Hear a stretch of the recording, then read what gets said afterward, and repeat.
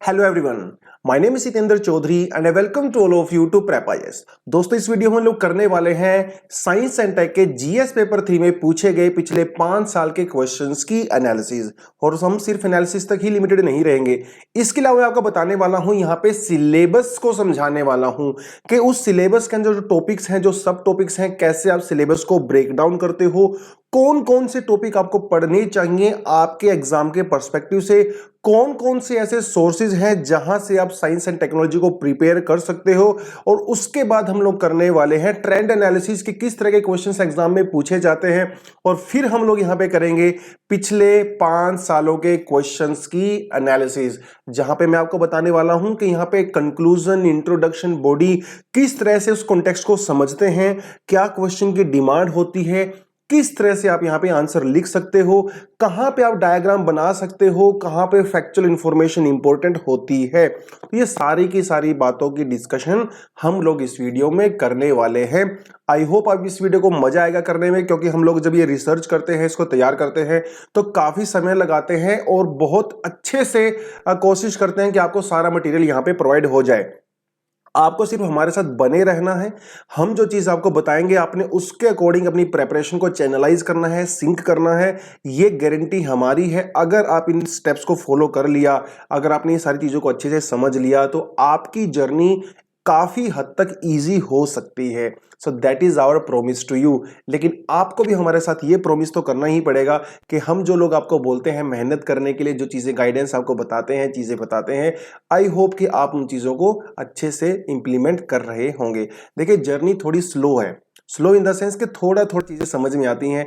एक ऐसा नहीं है कि एक वीडियो देखने के बाद आपका आंसर राइटिंग स्किल जो है वर्ल्ड क्लास हो जाएगा, है ना। तो वो तो कुछ ऐसा हो गया ना कि आपने बहुत सारी स्विमिंग की वीडियोस देखी और आप जो है माइकल फेल्प्स बन जाएंगे, ऐसा नहीं है। थ्योरी पार्ट एक अलग होता है, लेकिन थ्योरी पार्ट से कम आप ये सीख सकते हो कि इसको इंप्लीमेंट कैसे करना है। अब वो जो इंप्लीमेंट करने वाला पार्ट है, दैट इज योर जॉब। तो इंडिविजुअली वो आपको इंप्लीमेंट करना है, थोड़ा थोड़ा करके प्रोग्रेस करेंगे। हर रोज जो है 1-1% अगर हम लोग इंप्रूव करेंगे, तो definitely over a period of time आपकी प्रिपरेशन काफी अच्छी हो जाएगी। आपको खुद पता लगेगा, जो प्रोग्रेसिव इंप्रूवमेंट होती है ना, खुद आपको पता लगेगा। देखिए, एक दिन तो जिम में 10-12 घंटे जिम करने से बेनिफिट नहीं मिलने वाला है ना। रोज थोड़ा थोड़ा जिम जाओगे तो हल्का फुल्का इंप्रूवमेंट होता रहता है। And over a period of time आपको लगता है कि हाँ, आपकी बॉडी बन रही है, बॉडी टोन हो रही है, वेट लॉस हो रहा है। और ऐसा ही होता है हर चीज में। कुछ तो एक नई लैंग्वेज है, कि नई एक स्ट्रीम है आपके लिए लाइफ का। तो थोड़ा थोड़ा इंप्रूवमेंट धीरे धीरे होगा दोस्तों, एकदम से जल्दी नहीं होगा, क्योंकि यूपीएससी पूरा पेशेंस का खेल है। यूपीएससी आपका पेशेंस चेक करता है। एक ही पेशेंस के साथ आपने रेगुलरली तैयारी करनी है, बिना डिमोटिवेट हुए। और वो मोटिवेशन आपके अंदर से आता है। जब आपका एक हायर गोल होता है ना, तो फिर किसी को आपको एक्स्ट्रा मोटिवेशन देने की जरूरत नहीं है।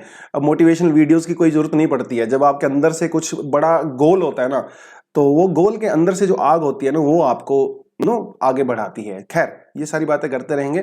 शुरू करते हैं।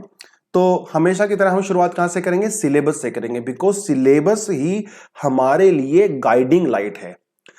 हर कदम पे, हर समय आपका सिलेबस आपको गाइड करता रहेगा कि भैया ये पढ़ो, ये मत पढ़ो। बहुत सारे स्टूडेंट जब यूपीएससी की तैयारी करने आते हैं, उनको लगता है कि सभी कुछ पढ़ना है, बाबा नहीं बनना है, डॉक्टर नहीं बनना है। ये जनरल स्टडीज है, ये सामान्य ज्ञान है। इसलिए आपका जो ज्ञान है, जो पढ़ाई है, जो इंफॉर्मेशन है, वो भी हम लोग सामान्य यानी कि जनरल ही रखने वाले हैं। जैसे आपके स्कूल और कॉलेज में सिलेबस दिया होता है ना, उस सिलेबस से बाहर क्वेश्चन नहीं पूछे जाते हैं। उसी तरह यूपीएससी ने भी हम लोगों को सिलेबस दिया हुआ है। हालांकि सिलेबस वास्ट है, लेकिन जो क्वेश्चंस का नेचर होता है, जो क्वेश्चंस पूछे जाते हैं, वो 110% आपके सिलेबस में से ही पूछे जाते हैं। तो जब आपको सिलेबस दिया हुआ है, तो हम लोग सिलेबस के लिमिट्स में ही अपनी पढ़ाई को लिमिट रखेंगे। हाँ, ठीक है। अब सिलेबस को समझना यहां पे काफी ट्रिकी है। कई बार ये यूपीएससी में सिलेबस ने 1-2 लाइन में उसने खत्म कर दिया। जैसे एनवायरमेंट का सिलेबस आप समझ लीजिए, या प्रीलिम्स का तो पूरा सिलेबस ही उसने 1-1-2 सेंटेंस में खत्म कर दिया। तो उस सेंटेंस से प्रॉपर्ली आप नहीं समझ पाओगे कि उस सिलेबस के अंदर में एक्चुअली क्या है।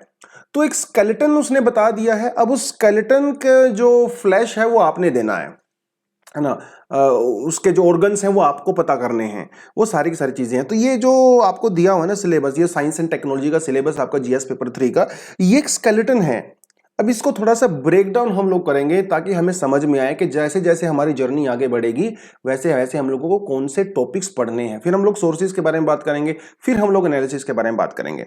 तो पहला जो आपको पोर्शन यहां पे दिया हुआ है वो है developments and their applications, developments and their applications and effects in everyday life. देखिए कितना सिंपल सा सेंटेंस है।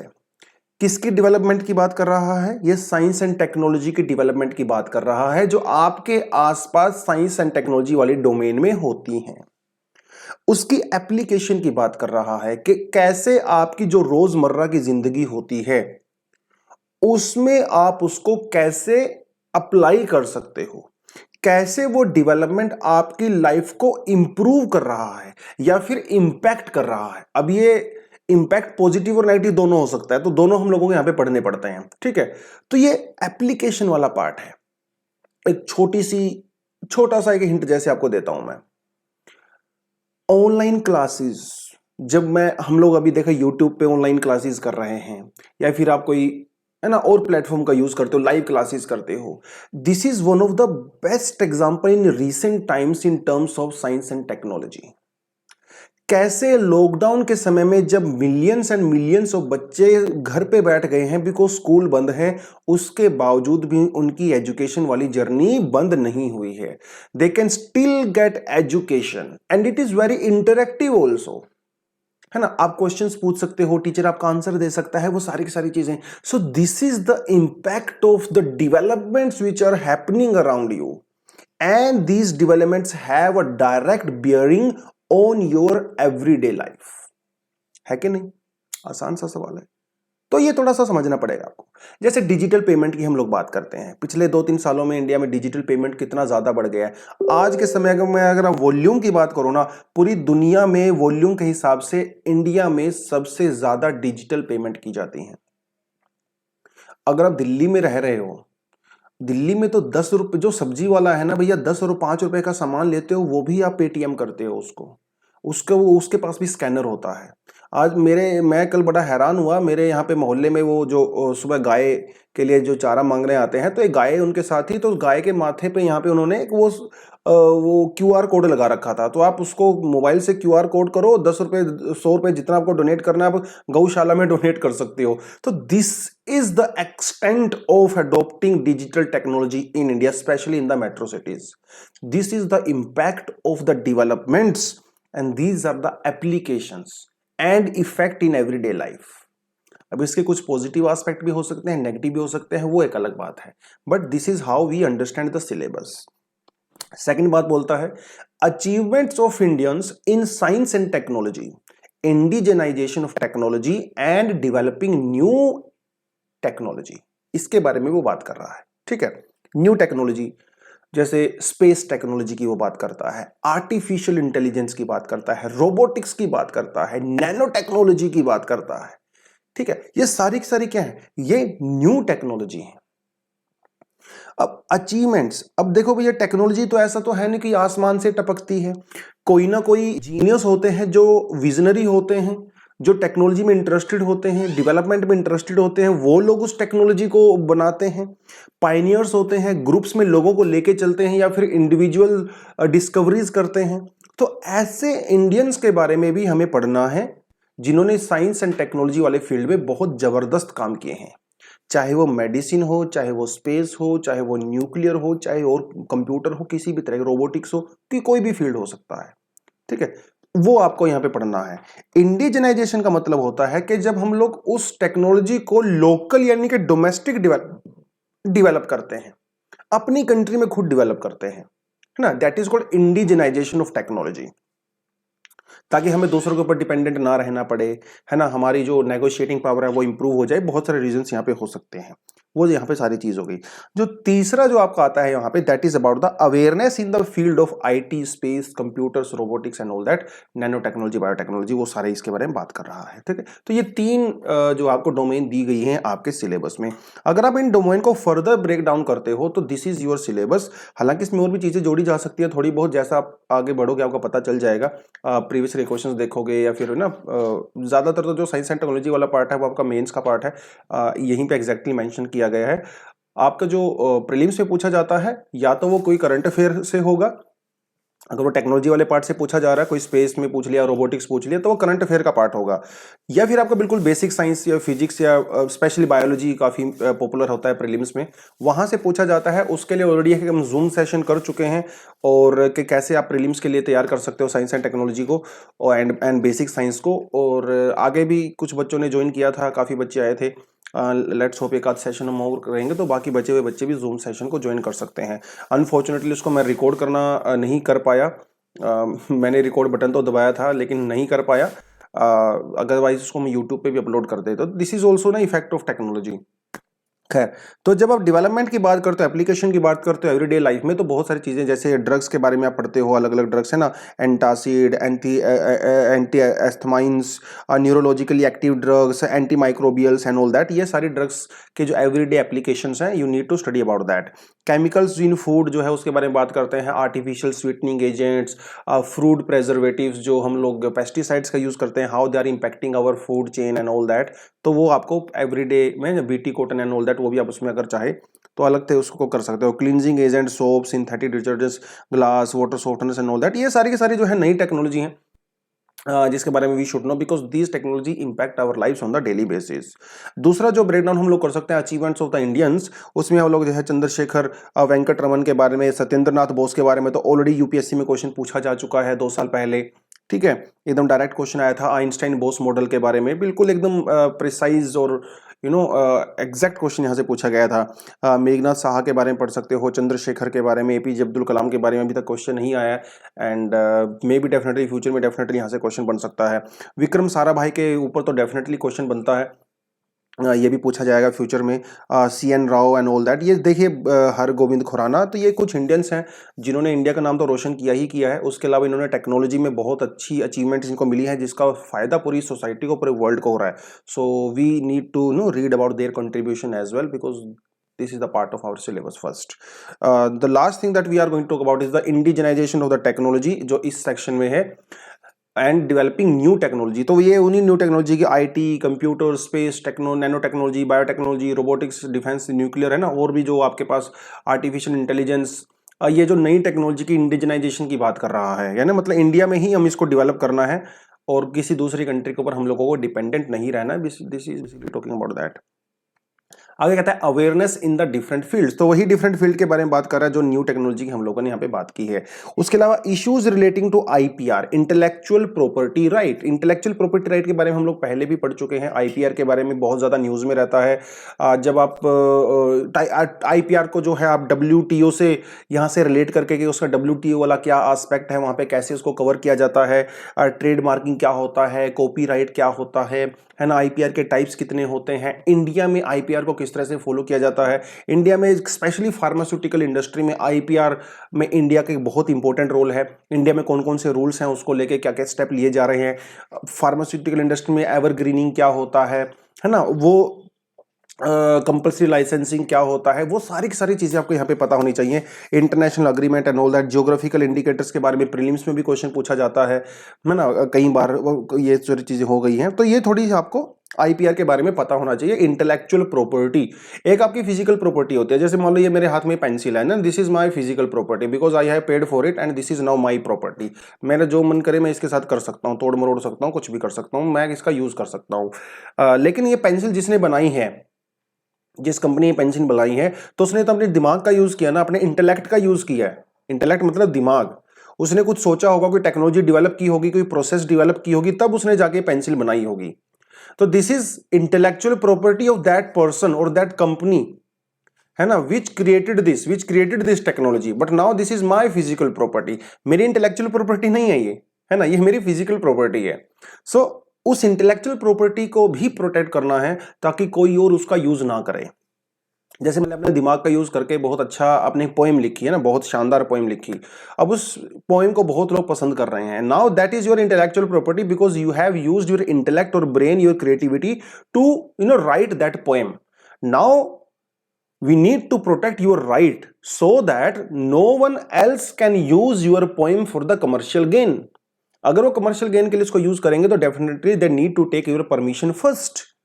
So your intellectual rights needs to be protected just like the property, है ना। आपकी जो घर होता है, मकान होता है, जो चीजें होती हैं, जैसे उनको प्रोटेक्ट करना है, वैसे ही आपकी इंटेलेक्चुअल प्रॉपर्टी, आपकी क्रिएटिविटी को भी बेसिकली यहाँ पे प्रोटेक्ट करना है। So this is talking about that copyright and all that.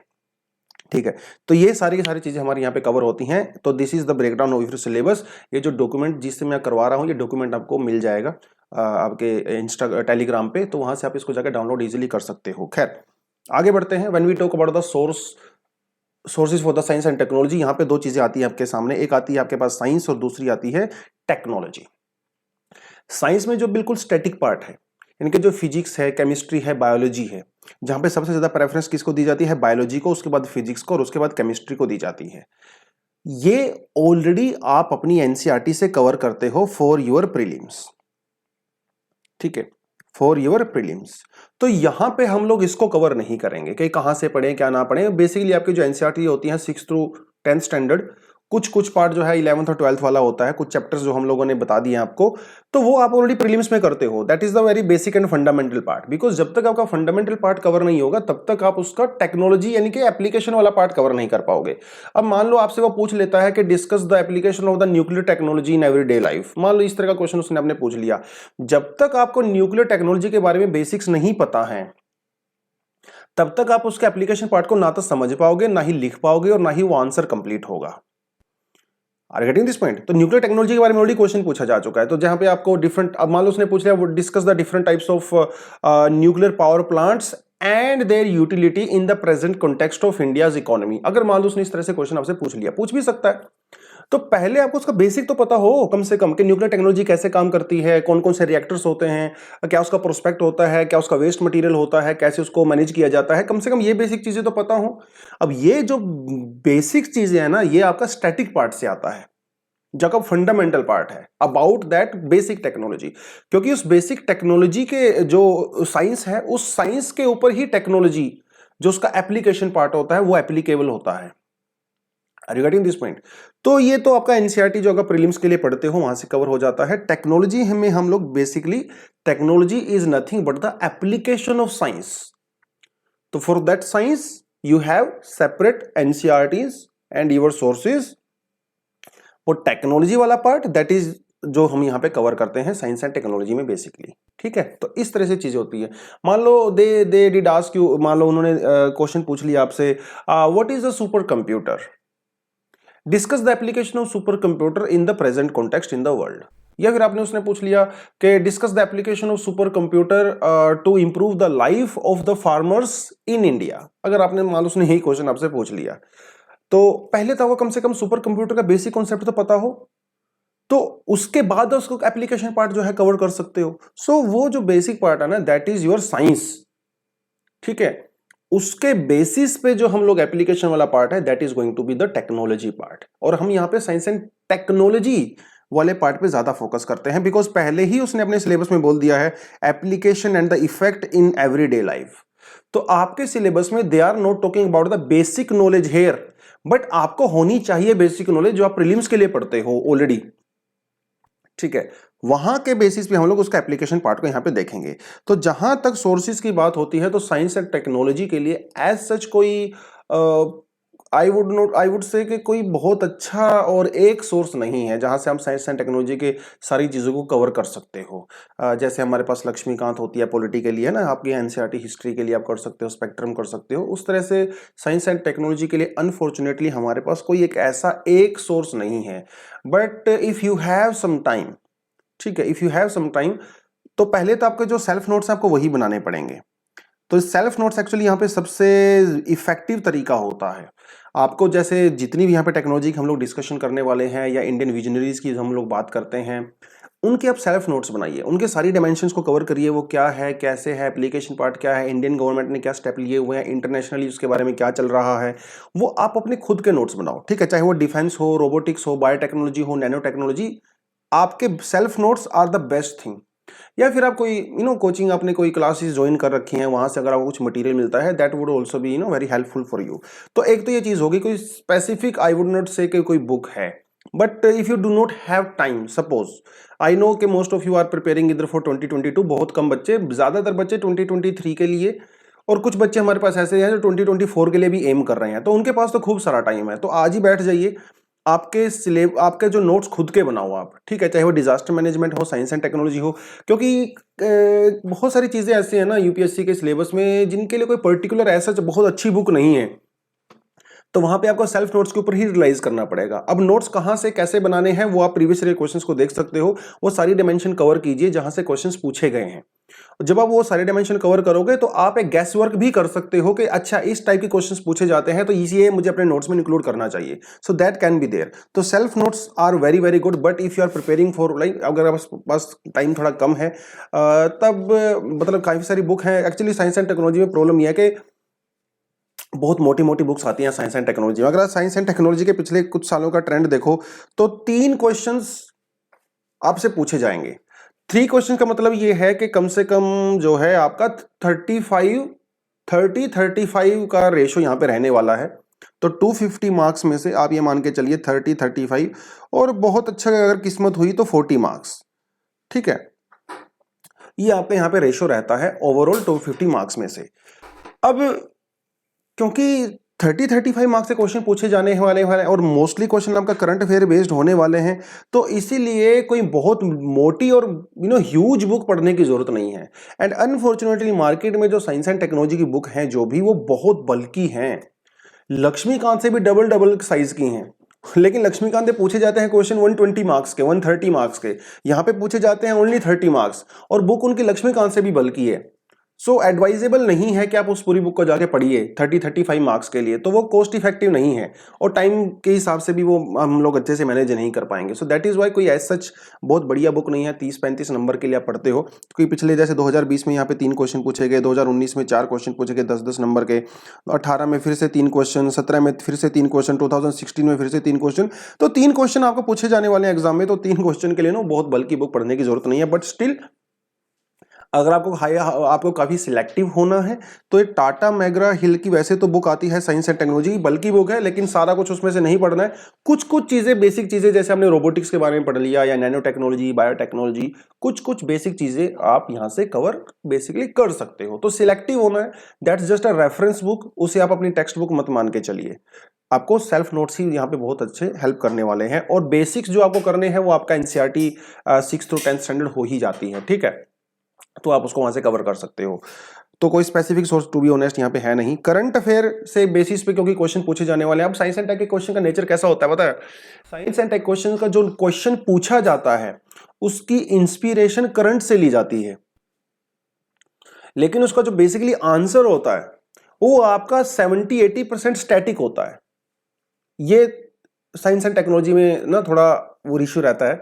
बहुत बच्चों को ऐसा लगता है कि वो करंट से क्वेश्चन आता है, करंट से ही उसको लिखना है। नहीं, करंट से यूपीएससी इंस्पिरेशन लेता है। अगर मान लो कोई टॉपिक न्यूज में है तो वहां से इंस्पिरेशन लेगा, उस इंस्पिरेशन के बेसिस पे क्वेश्चन डिजाइन किया जाता है, लेकिन जो उसका कंटेंट आपको लिखना रहता है वो मोस्टली 70-80-90% आपका स्टैटिक ही होता है। जैसे मान लो उसने रोबोटिक्स से क्वेश्चन पूछ लिया, अब मान लो कोई बहुत अच्छा कुछ डेवलपमेंट हुआ है कहीं पर रोबोटिक्स में, जापान में, इंडिया में, कहीं पे भी, या कोई मिनिस्ट्री ने कुछ नया इनिशिएटिव लिया है, कोई पैसा वैसा बनाया है उसके लिए, तो वो वहां से इंस्पिरेशन उठाएगा, क्वेश्चन आपसे पूछेगा, discuss the application of the robotics for elderly people, question पूछ सकता है। अब ये आपका जो स्टैटिक पोर्शन है ना, वो आपके जो एप्लीकेशन ऑफ रोबोटिक्स पढ़ते हो इन एवरीडे लाइफ, आंसर ही आपका बेसिकली वहां से है, लेकिन इसकी जो इंस्पिरेशन है वो आपको करंट से ले ली गई है क्योंकि कुछ हैपनिंग हुआ है वहां पे। तो ये थोड़ा सा आपको यहाँ पे समझना पड़ेगा। तो करंट अफेयर आप कहां से प्रिपेयर कर सकते हो, कैसे आपको पता चलेगा कि कौन सी टेक्नोलॉजी न्यूज में है एंड ऑल दैट। वहां पे आपका आता है न्यूज़पेपर, बहुत हैंडी होता है। Newspaper is going to be very very useful to know what is happening around you in the domain of technology. The Hindu में संडे का जो सेक्शन आता है बहुत ज्यादा हेल्पफुल है। आई would say this is the best source जो Sunday को आता है, ठीक है, द हिंदू वाला। तो ये तो आपको छोड़ना ही नहीं है। वहां पे जो भी टॉपिक्स आते हैं आप अपने सिलेबस के साथ मैच करिए, उस सिलेबस के साथ मैच करने के बाद आप उसको अपने नोट्स में पॉइंट्स को इंक्लूड कर सकते हो। प्रीलिम्स के लिए भी वो इंपॉर्टेंट है, ठीक है। प्रीलिम्स का तो हम लोग ऑलरेडी डिस्कस कर चुके हैं जूम ऐप पे, एक आधा सेशन आपको और ले लेंगे हम लोग, डोंट वरी। खैर, तो वहां से आप उसके नोट्स में इंक्लूड कर सकते हो। जैसे मान लो अभी आजकल क्या बात चल रही है, वो कह रहे हैं कि भैया हम लोग नॉन इंजेक्टेबल वैक्सीन बनाने वाले हैं, मतलब जिसमें आपको इंजेक्शन की जरूरत नहीं है, ठीक है, बिना इंजेक्शन के भी वैक्सीन जो है आपको दी जा सकती है। अब now this is a very new technology in like अगर हम कंटेम्प्रेरी टर्म में देखें तो अब इसके बारे में हिंदू में ऑलरेडी 1-2 आर्टिकल आ चुके हैं और फ्यूचर में और भी आएंगे, ठीक है। अभी तक हम लोग सिर्फ वैक्सीन के ऊपर रिलाई कर रहे थे टू कम्बैट दिस वायरस, लेकिन अभी कुछ कैप्सूल्स भी बना दी गई हैं, कुछ ट्रीटमेंट भी बना दिया गया है ना, जिसका काफी अच्छा इफेक्ट है। फाइजर वाली का तो द हिंदू वालों ने काफी अच्छा एडवर्टीजमेंट भी कर दिया था। खैर, तो ये टेक्नोलॉजी क्या है ना, सिर्फ उसका नाम पढ़ने से काम नहीं चलेगा, उस टेक्नोलॉजी को भी पढ़िए कि इसके पीछे क्या बेसिस है, अरे ये कैसे काम करती है, वो आपसे एग्जाम में क्वेश्चन पूछा जा सकता है। तो ये आपका काम है कि आप उसको कितना डीपली जाके पढ़ते हो अपनी अपनी नॉर्मल अंडरस्टैंडिंग के लिए, यूपीएससी के लिए। अब डीप का मतलब ये नहीं है कि आप उसमें डॉक्टर ही बनने लग जाओ, नहीं, आपने अपने आप को लिमिट भी करना है, ब्रेक मारना है, भैया यहाँ पे थमो आप, ठीक है। तो वो सारी चीजें हैं। तो करंट अफेयर के लिए newspaper is the best source definitely, चाहे वो किसी भी फील्ड में हो, डिफेंस वाले फील्ड में, स्पेस में, रोबोटिक्स में, न्यूक्लियर में, मेडिकल साइंस में, नैनो टेक्नोलॉजी, बायोटेक्नोलॉजी, कोई भी फील्ड हो, तो you need to prepare your current affair from the perspective of these topics, ठीक है। ये आपका यहाँ पे हो जाएगा। करंट अफेयर कोई मैगजीन, कोई एक मैगजीन पकड़ लो and just go through that magazine. जैसे विजन की जो मैगजीन आती है मंथली, अब यहाँ पे कुछ बच्चे बोलते हैं कि सर क्या मैं 365 लूँ, एक उनका 365 भी आता है जिसमें साल भर का करंट अफेयर होता है, और एक उनका मंथली मैगजीन भी आता है। तो I would go for monthly, ठीक है, क्योंकि मंथली मैगजीन में उनके पास काफी स्पेस होता है, तो वो टॉपिक को थोड़ा डिटेल में कवर करते हैं। 365 में स्पेस कम होता है, इसलिए वो उसकी समरी टाइप का दे देते हैं। वो समरी आपकी हो सकता है प्रीलिम्स में हेल्प करे, लेकिन मेंस में वो हेल्प नहीं करने वाला है। मेंस में तो आपको थोड़ी अच्छी अंडरस्टैंडिंग प्रॉपर्ली पता होना चाहिए, ठीक है। तो मंथली मैगजीन पढ़े, अपने सिलेबस के अकॉर्डिंग उसको मैच करें, जो आपको लगता है कि आपके नोट्स के अंदर कुछ पॉइंट्स आप ऐड कर सकते हो तो डेफिनेटली वहां से उसको ऐड करिए। सो इस तरह से आप चीजें कवर कर सकते हो। एक वैसे बुक आती है साइंस रिपोर्टर, लेकिन साइंस रिपोर्टर में बहुत सारी चीजें तो फालतू ही होती हैं, आपके काम की नहीं होती हैं, बट एक रेफरेंस के लिए आप इसका भी यूज कर सकते हो, ठीक है। रेफरेंस के लिए कह रहा हूँ, इसको अपनी टेक्स्ट बुक मत मानना कि आपको लाइन टू लाइन पढ़ना ही है उसको। साइंस रिपोर्टर की आपको डाउनलोड कर सकते हो, ऑनलाइन फ्री ऑफ कॉस्ट होती है। कुछ पॉइंट्स अगर आप उसको वहां पे लगते हैं, कोई नई टेक्नोलॉजी का जो आपको पहले कब पता नहीं था या नई कुछ आया है, उसको आप अपने नोट्स में सेल्फ जो नोट्स आप बनाओगे वहां पे उसको आप ऐड कर सकते हो। तो इस तरह से आपके कॉम्प्रिहेंसिव नोट्स बन जाएंगे, जहां पे आपको जितने भी हम लोगों ने टॉपिक्स ऊपर डिस्कस किए हैं, चाहे वो space, nano technology, biotechnology and all that, इनकी सारी डायमेंशन आप कवर कर सकते हो कि ये क्या है, व्हाट दिस इज। तो इसका बेसिस आपको पता होना चाहिए ना, वो न्यूज में क्यों है, कुछ नया उसमें डेवलपमेंट हुआ है क्या, वो आपको पता होना चाहिए। उसकी एप्लीकेशंस क्या हैं, उसके इम्पैक्ट्स क्या हैं। अब इम्पैक्ट में आपको दोनों पता होने चाहिए, पॉजिटिव और नेगेटिव, ठीक है। तो ये आप यहाँ पे कवर कर सकते हो। और इसके रिगार्डिंग जो है एथिकल इश्यूज भी कुछ हो सकते हैं, तो वो भी आप यहाँ पे कवर कर सकते हो, क्योंकि फिर वो एथिक्स वाले पार्ट में भी आप कहीं ना कहीं आपके काम आएगा एग्जाम्पल वगैरह लिखने में, है ना। जैसे आईपीआर को लेके कुछ इश्यूज होते हैं, या फिर जो जीन इंजीनियरिंग होती है, जो जेनेटिकल हम लोग चेंज करते हैं उसके जैसे, और हमारे जो जीएम क्रॉप्स होती हैं, कुछ एथिकल इश्यूज भी हैं इनको लेके, क्लोनिंग हो गया, वो सारी चीजें। तो वो थोड़ा सा आप अपने जीएस पेपर 4 में भी आपके काम आएगा, वो एथिकल वाले पर्सपेक्टिव में, और यहाँ पे तो डेफिनेटली वो काम आएगा ही आएगा, है ना। देखिए, क्योंकि नॉर्मल पॉइंट सभी बच्चे लिखने वाले हैं, आप उन पॉइंट्स को किस तरह से अलग तरीके से लिखते हो, that is going to be very beneficial, तो आपको ज्यादा नंबर मिल जाएंगे। अब ये कई तरह के क्वेश्चंस पूछे जाते हैं एग्जाम में, फंडामेंटल पूछे जाते हैं, बिल्कुल बेसिक स्टैटिक क्वेश्चंस पूछे जाते हैं। इसमें कुछ आपने दिमाग नहीं लगाना है, आपको बेसिक ज्ञान है तो आपको समझ में आ जाएगा। जैसे उसने आपसे सिंपल क्वेश्चन पूछ लिया कि व्हाट इज ग्रेविटी वेव्स, है ना, आपने उसने सिंपल क्वेश्चन पूछ लिया। तो इस तरह के क्वेश्चंस आपके अगर एग्जाम में आते हैं, बिल्कुल जो बेसिक होंगे।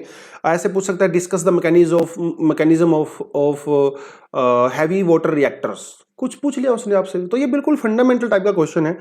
इस तरह का क्वेश्चन आपसे पूछ सकता है, लेकिन इसके चांसेस काफी कम है। ज्यादातर अगर वो फंडामेंटल आपसे पूछेगा तो उसके साथ साथ वो एक एप्लीकेशन पार्ट भी कवर करेगा कि वो फंडामेंटल जो पॉइंट है उसका एप्लीकेशन पार्ट क्या है, ठीक है, वो आपसे कवर करेगा। That's what is gravitational wave, है ना। अब उसे पूछ लेगा how what is the application of gravitational waves in everyday life and और how gravitational wave can improve our understanding of the space, तो इसका एप्लीकेशन पार्ट वो आपसे यहां से पूछ सकता है। फिर कोई करंट अफेयर का क्वेश्चन आपसे वो डायरेक्टली पूछ सकता है ना, बिल्कुल करंट अफेयर ओरिएंटेड रहने वाला है वो।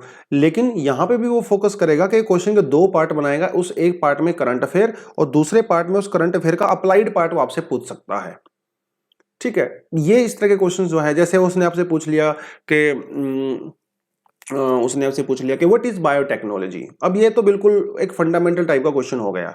अब फिर आपसे पूछेगा कि how biotechnology is improving the lives of the farmers, ये उसका अप्लाइड पार्ट हो गया, है ना। क्वेश्चन आपसे उसने पूछ लिया। फिर वो पूछ लेगा what is the mechanism of RNA based vaccines. अब ये उसने करंट अफेयर क्वेश्चन पूछ लिया, क्योंकि वो या फंडामेंटल भी कह सकते हो, लेकिन करंट में था तो करंट से उसने इंस्पिरेशन उठा लिया। फिर आपसे पूछ सकते हैं discuss the issues and the challenges regarding the development of this kind of vaccines. तो इस तरह का क्वेश्चन वो आपसे पूछ सकता है। तो ये टाइप ऑफ क्वेश्चंस होते हैं, और ये कोई अलग से पढ़ने की जरूरत नहीं है आपको। आप अपने फंडामेंटल्स को कवर कीजिए, अपने स्टैटिक पार्ट को, उसके साथ आप अपने करंट अफेयर को कवर कीजिए और दोनों के एप्लीकेशन पार्ट को पे फोकस करिए, क्योंकि यहीं से ज्यादा क्वेश्चंस पूछे जाते हैं।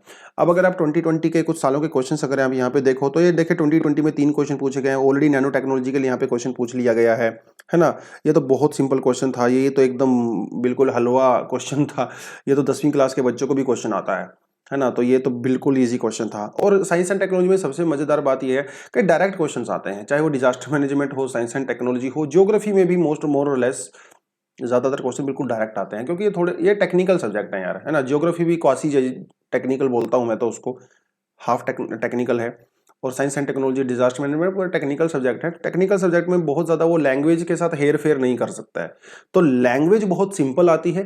हाँ, डिफिकल्टी लेवल आ सकता है, डिफिकल्टी लेवल आ सकता है। अब वो उसने पूछ लिया मान लो how does International space Station works. अब ये बहुत डिफिकल्ट क्वेश्चन है, क्योंकि हम लोगों को नहीं पता भैया वो कैसे काम करता है, उसके लिए क्या टेक्नोलॉजी है, मोस्टली बच्चों को नहीं पता होगा। तो डिफिकल्टी लेवल आ सकता है, लेकिन लैंग्वेज बहुत सिंपल होगी, ये गारंटी है। क्वेश्चन को पढ़ने के बाद आपको ना दिमाग ऐसे फटेगा नहीं, ये कहना क्या चाह रहा है। The moment you will read the question you will get the demand of the context of the question at that moment itself, है ना। सिंपल क्वेश्चन पूछा, जैसे कोविड-19 पेंडेमिक को लेकर डेफिनेटली ये तो क्वेश्चन आना ही था। ये आपका पूरा का पूरा क्वेश्चन आपका द हिंदू के एडिटोरियल से कवर हो सकता है, जिसको ऑलरेडी हम लोग कवर करते हैं, है ना। COVID-19 pandemic has caused unprecedented devastation worldwide. However, the technological advancements are being availed readily to win over the crisis. Give an account of how technology was sought to aid the management of the pandemic. Simple सी बात आपसे पूछ रहा है कि भैया वो technology ने पेंडेमिक को मैनेज करने में कैसे हमारी हेल्प की है, आप मुझे ये बता दो। और सबको पता है, क्योंकि हम लोग सभी इसका पार्ट रहे हैं। आरोग्य सेतु ऐप तो सभी कभी ना कभी डाउनलोड किया ही होगा, तो दैट इज ऑल्सो न वे ऑफ टेक्नोलॉजी, है कि नहीं। वो भी तो टेक्नोलॉजी का पार्ट रही है पेंडेमिक को मैनेज करने में। और भी बहुत सारी चीजें जिसको हम लोग डिस्कशन करेंगे इस क्वेश्चन के आंसर में। बट यस, आसान क्वेश्चन है, सिंपल क्वेश्चन है, पढ़ते ही आपको समझ में आ जाता है। तो 3 क्वेश्चन पूछे गए। 2019 की बात करो, देखिए यहां से पहला क्वेश्चन पूछा गया था विश्वेश्वरैया के बारे में और MS स्वामीनाथन के बारे में पूछा गया था। जैसा कि आपके सिलेबस में मेंशन किया गया है, क्या मेंशन किया आपके सिलेबस में, ये देखो, achievements of Indians in science and technology. यहां से सीधा सीधा क्वेश्चन उसने आपसे पूछ लिया है, अचीवमेंट्स ऑफ इंडियंस। अब ये तो कुछ नाम यहाँ पे इंक्लूड हैं, बहुत सारे और भी नाम होंगे जिसको आपने देख लें, जैसे विश्वेश्वरैया तो मैंने यहाँ पे मेंशन किया ही हुआ है, ठीक है। तो वो आपने देखना है कि कौन कौन से नाम यहाँ पे इंपॉर्टेंट हैं, वो आपको पता चल जाता है। तो सीधा क्वेश्चन पूछ लिया वहां से, इनकी अचीवमेंट बताना है आपको, बिल्कुल स्पेसिफिक क्वेश्चन है। कुछ भी हम लोग घुमा फिरा के नहीं बोल सकते, या तो आपको उनकी अचीवमेंट पता है या नहीं पता है। डिफिकल्टी लेवल तो है, question is I would say moderate to difficult, क्योंकि आपको इनका नाम पता है, आप इनका बेसिक काम भी पता होगा, 1-2 चीजें आपको पता होंगी, लेकिन उस 1-2 चीजें पता करने से आपको नंबर नहीं मिलने वाले हैं, क्योंकि क्वेश्चन बहुत स्पेसिफिक है। अब MS स्वामीनाथन, ठीक, आप बोल सकते हो कि इंडिया में जो ग्रीन रेवोल्यूशन हुई थी, father of green revolution, Norman Borlaug के साथ मिलकर उन्होंने ये वो किया था, तो वो तो उनका भी एक काम हो गया ना। अब ये सब लिखने वाले हैं, लेकिन question is very very specific, you need to focus on their basic specific contributions, ठीक है। और 150 वर्ड में लिखना है तो ज्यादा आई वुड नॉट से कि बहुत बड़ा स्कोप भी है। What is the India's plan to have its own space station, देखिए स्पेस स्टेशन के बारे में क्वेश्चन पूछा गया, बिल्कुल इमर्जिंग टेक्नोलॉजी और न्यू टेक्नोलॉजी इंडिया की। ये कहां के इसकी बात कर रहा है, इंडिजनाइजेशन की बात कर रहा है, और इंडिजनाइजेशन ऑलरेडी आपके सिलेबस में पार्ट है। यहां से क्वेश्चन पूछा गया, इंडिजनाइजेशन ऑफ स्पेस टेक्नोलॉजी, चाहे वो सैटेलाइट टेक्नोलॉजी की बात आए, चाहे वो क्रायो इंजन्स की बात आए, स्क्रैम जेट इंजन्स की बात आए, चाहे वो इंटरनेशनल स्पेस स्टेशन की बात आए, चाहे वो किसी और टेक्नोलॉजी की बात आए, है ना। इंडिजनेशन ऑफ टेक्नोलॉजी से ये आपसे डायरेक्ट क्वेश्चन पूछा गया है। इसको हम थोड़ा सा देखेंगे एनालिसिस में। How can biotechnology help to improve the living standards of the farmer, देखिए बायोटेक्नोलॉजी से क्वेश्चन पूछ लिया गया। अब ये इसका बिल्कुल एप्लीकेशन पार्ट है, फार्मर्स के बारे में पूछ लिया गया है।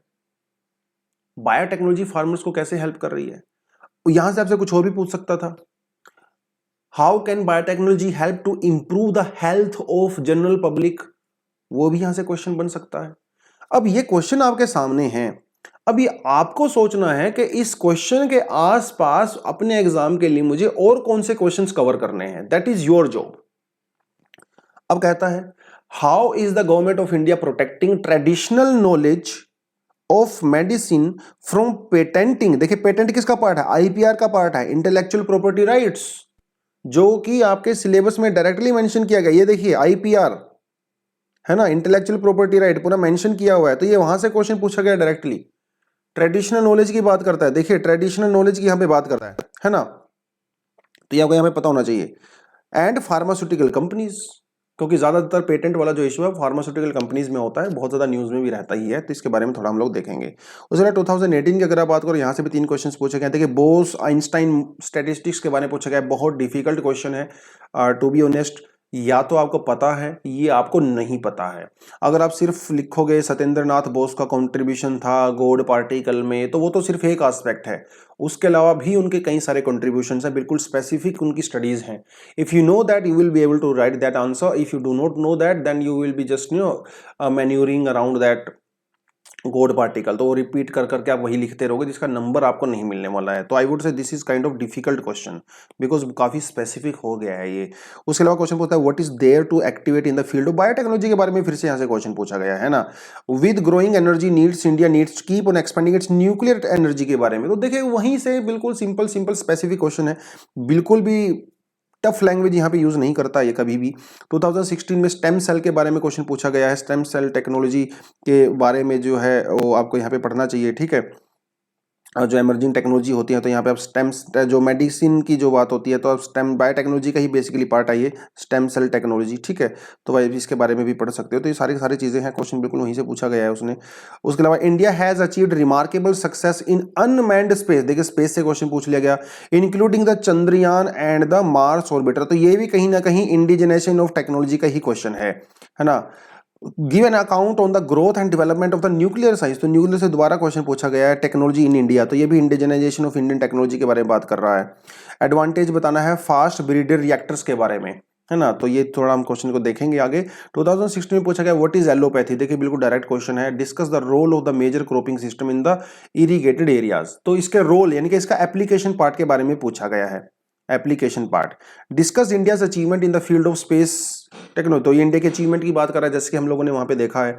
And technology how the application, अब उसके चाहिए एप्लीकेशन भी पूछ लिया गया, how the application of this technology has helped India in the socio economic development, ठीक है। तो स्पेस टेक्नोलॉजी का सोशो इकोनॉमिक डेवलपमेंट कैसे हुआ, उसका क्या रोल होता है, वो आपने यहां से क्वेश्चन पूछा है, तो एप्लीकेशन पार्ट उसने पूछ लिया स्पेस टेक्नोलॉजी का। व्हाई इज, देखिए नैनो टेक्नोलॉजी के बारे में क्वेश्चन पूछा गया है, 21st सेंचुरी यानी कि न्यू टेक्नोलॉजी के बारे में बात कर रहा है, क्योंकि 21st सेंचुरी में तो नई टेक्नोलॉजी होगी ना, तो उसके बारे में बात कर रहा है। Describe the salient feature of the Indian governments mission on nano science and the technology, बस इंडिजिनाइजेशन ऑफ टेक्नोलॉजी के बारे में बात कर रहा है, इंडिया की गवर्नमेंट ने जो स्टेप्स लिए हुए हैं उसके बारे में बात करता है। तो ये अगर आप क्वेश्चंस के नेचर को देखोगे तो 3 क्वेश्चन मैक्सिमम तो 3-4 क्वेश्चन के आसपास घूमता है वो, तो आप जो है देख सकते हो कि 3 क्वेश्चन आपसे एग्जाम में आने वाले हैं, 30-35 नंबर आपसे पूछेगा वो। अगर एक क्वेश्चन दो क्वेश्चन अगर वो 10-10 नंबर के देता है 150 वर्ड्स, और एक क्वेश्चन अगर वो 15 नंबर का देता है 250 वर्ड्स, तो आपके 35 मार्क्स जो है यहाँ पे मैक्सिमम क्वेश्चन बनने वाले हैं। तो ये थोड़ा सा हम लोगों ने यहाँ पे देख लिया है। अभी हम लोग कुछ क्वेश्चंस की, स्पेसिफिक क्वेश्चंस की यहाँ पे एनालिसिस करने की कोशिश करेंगे कि उसके अंदर कौन कौन से पॉइंट आप यहाँ पे इंक्लूड कर सकते हो। देखिए, जब जब एनालिसिस की बात आती है तो ज्यादातर जो एनालिसिस इफेक्टिव होती हैं वो मुझे ऐसा लगता है कि जीएस पेपर 2 और जीएस पेपर 4, और जो इकोनॉमी वाला पार्ट होता है जीएस पेपर 3 में, जो इकोनॉमी वाला पार्ट होता है, या फिर जो आपका सोसाइटी और सोशल जस्टिस वाला पार्ट होता है, ये जो कुछ पेपर होते हैं ना, जहां पे एनालिसिस का बहुत शानदार स्कोप होता है। क्यों होता है? क्योंकि यहां से क्वेश्चन बहुत सब्जेक्टिव पूछे जाते हैं, बहुत सब्जेक्टिव। तो जब सब्जेक्टिविटी बढ़ती है ना, तब ज्यादा एनालिसिस की रिक्वायरमेंट होती है। ठीक है, जैसे सोशल जस्टिस में उसने कोई ट्राइबल इश्यूज पूछ लिए, कोई वीमेन इश्यूज पूछ लिए ना, कोई कास्ट बेस्ड इश्यू पूछ लिए, तो सब्जेक्टिविटी बहुत ज्यादा है और सब्जेक्टिविटी में एनालिसिस की रिक्वायरमेंट पड़ती है। या फिर इसने कोई कोई पॉलिटी का क्वेश्चन उसने पूछ लिया रिलेटेड टू प्रेसिडेंट और the role of the governors and all that, उसमें आपको बहुत एनालिसिस करने की रिक्वायरमेंट होती है, जहां पे ज्यादा जो है लैंग्वेज का स्कोप भी बढ़ जाता है। लेकिन जो थोड़े टेक्निकल नेचर के सब्जेक्ट होते हैं, जैसे डिजास्टर मैनेजमेंट हो गया, या आपका ज्योग्राफी के बहुत सारे पार्ट्स हो गए, या फिर आपका साइंस एंड टेक्नोलॉजी बेसिक हो गया, है ना, यहाँ पे सब्जेक्टिविटी का बहुत ज्यादा स्कोप नहीं है। अपनी मर्जी से आप कुछ भी इधर उधर की चीजें नहीं लिख सकते। You need to be very very specific. हालांकि बाकी में भी स्पेसिफिक होना होता है, बट यहाँ पे स्पेसिफिसिटी जो होती है बहुत हाई डिग्री की हो जाती है। तो they will ask you very direct और simple question. If you know the points, you will write. If you do not know the points, you will not be in a position to write those points. है ना, सीधे सीधी सी बात है। अगर आपको पता है व्हाट इज एलोपैथी, तो पता है भैया, इसमें आप तुक्का नहीं मार सकते। सब्जेक्टिविटी का कोई स्कोप ही नहीं है। जस्ट टेल और डिफाइन द एलोपैथी। आप एलोपैथी को आयुर्वेद के साथ वो उसको रिप्लेस नहीं कर सकते। Are you getting this point? तो एकदम डायरेक्ट क्वेश्चन पूछा जाता है उससे। तो इसीलिए एनालिसिस जो है इनकी थोड़ी सी यहाँ पे इजी हो जाती है, और बहुत सारे फैक्ट्स आपको यहाँ पे इंप्रूव, आपके लिए काफी इंप्रूव हो जाते हैं, क्योंकि सब्जेक्टिविटी कम है, ऑब्जेक्टिविटी ज्यादा है। ठीक है, तो let's go for this questions. मैंने कोई ईयरली ऐसे उसके बेसिस पे मैंने यहाँ पे इसको नहीं लिया है, लेकिन कुछ 7-8 क्वेश्चंस लिए हैं ओवरऑल, जिसको हम यहाँ पे देखेंगे। ठीक है, चलिए पहले क्वेश्चन की बात करता है। What do you understand by nano technology and how is it helping in health sector? एक चीज और आपको बताता है, चलो आगे बढ़ने से पहले, कि हम लोग यहां पे दोस्तों एनालिसिस कर रहे हैं, हम यहां पे टॉपिक्स नहीं पढ़ रहे हैं। दोनों चीजों में फर्क है। जब आप नैनो टेक्नोलॉजी का टॉपिक पढ़ते हो तो शायद नैनो टेक्नोलॉजी के टॉपिक में ही आपको 1.5-2 घंटा लग जाता है। तो ये एनालिसिस है, जहां पे हमको बताने वाले हैं कि इसके अंदर मेजरली स्ट्रक्चर कैसा हो सकता है क्वेश्चंस का, कौन कौन से मोटे मोटे तौर पे आप पॉइंट लिख सकते हो। ना तो ये मॉडल आंसर्स हैं और ना ही ये टॉपिक हैं। वो आप अपनी स्टैंडर्ड बुक से या अपनी कोचिंग से या सेल्फ नोट से, न्यूज़पेपर से, वहां से आप उसको कवर करिए। ठीक है, तो कई बच्चों को ऐसा लगता है, मैंने कई सारी और भी जगह पे देखा है एनालिसिस का, बच्चों को ऐसा लगता है कि इसमें हमें टॉपिक्स पढ़ाए जाते हैं। नहीं, topics is a different thing. हाँ, थोड़ा थोड़ा आइडिया हम टॉपिक का आपको दे देते हैं, बट टॉपिक तो एक अलग चीज हो जाती है, जहाँ पे आप प्रॉपर नोट्स बनाते हो उस टॉपिक की अंडरस्टैंडिंग करके। खैर, what do you understand by the nano technology? तो सीधा सीधा क्वेश्चन पूछा, भैया नैनो टेक्नोलॉजी का मतलब क्या होता है? How is it helping in health sector? तो उसकी एप्लीकेशन के बारे में पूछ रहा है ना, उसकी एप्लीकेशन के बारे में पूछ रहा है। कौन से सेक्टर में? हेल्थ सेक्टर में पूछ रहा है। अब ये क्वेश्चन हेल्थ सेक्टर वाला है, वो आपसे हो सकता है अगले साल एग्रीकल्चर पूछ ले, हो सकता है उससे अगले साल आपसे इलेक्ट्रॉनिक सेक्टर पूछ ले, हो सकता है आपसे स्पेस सेक्टर पूछ ले। कोई मना थोड़ी क्या यूपीएससी को पूछने में। तो जब 2020 में क्वेश्चन पूछ लिया गया है, तो ये आपका फर्ज बनता है कि आप इसको अलग से एग्रीकल्चर के लिए नोट्स बनाइए, अलग से स्पेस के लिए, अलग से इलेक्ट्रॉनिक के लिए, और जो भी यहाँ पे अलग से डोमेन्स हैं आप उनके लिए नोट्स बनाइए। ठीक है, इस तरह से अगर आप फ्यूचर के क्वेश्चंस के लिए तैयारी करनी है तो डेफिनेटली आपको इसी अप्रोच से करनी चाहिए। अब इसने वो पूछा है एप्लीकेशन पार्ट। जैसा कि आपको पता है कि आपके सिलेबस में लिखा हुआ है, क्या लिखा हुआ है? उसने लिखा है यहाँ पे इफेक्ट्स, एप्लीकेशन एंड इफेक्ट। अब ये एप्लीकेशन और जब आप इफेक्ट की बात करते हो तो दे कैन बी पॉजिटिव और दे कैन बी नेगेटिव। इस क्वेश्चन में यहां पे जो पूछा गया है ना, दैट इज हेल्पिंग हेल्प तो पॉजिटिव ही होती है ना, हेल्प कभी नेगेटिव नहीं होती है। So they are asking about the positive application और the positive effect of nano technology specially in the health sector. Very very specific question. Easy to moderate इसको मैं बोलूंगा, डिफिकल्टी तो ये किसी एंगल से भी नहीं है। It is easy to moderate because ये एप्लीकेशंस वगैरह जो हैं आपकी लगातार न्यूज में कोई ना कोई रहती है। जैसे क्रिस्पर टेक्नोलॉजी है ना, it was very much in news, बहुत हंगामा हुआ क्रिस्पर टेक्नोलॉजी को लेके।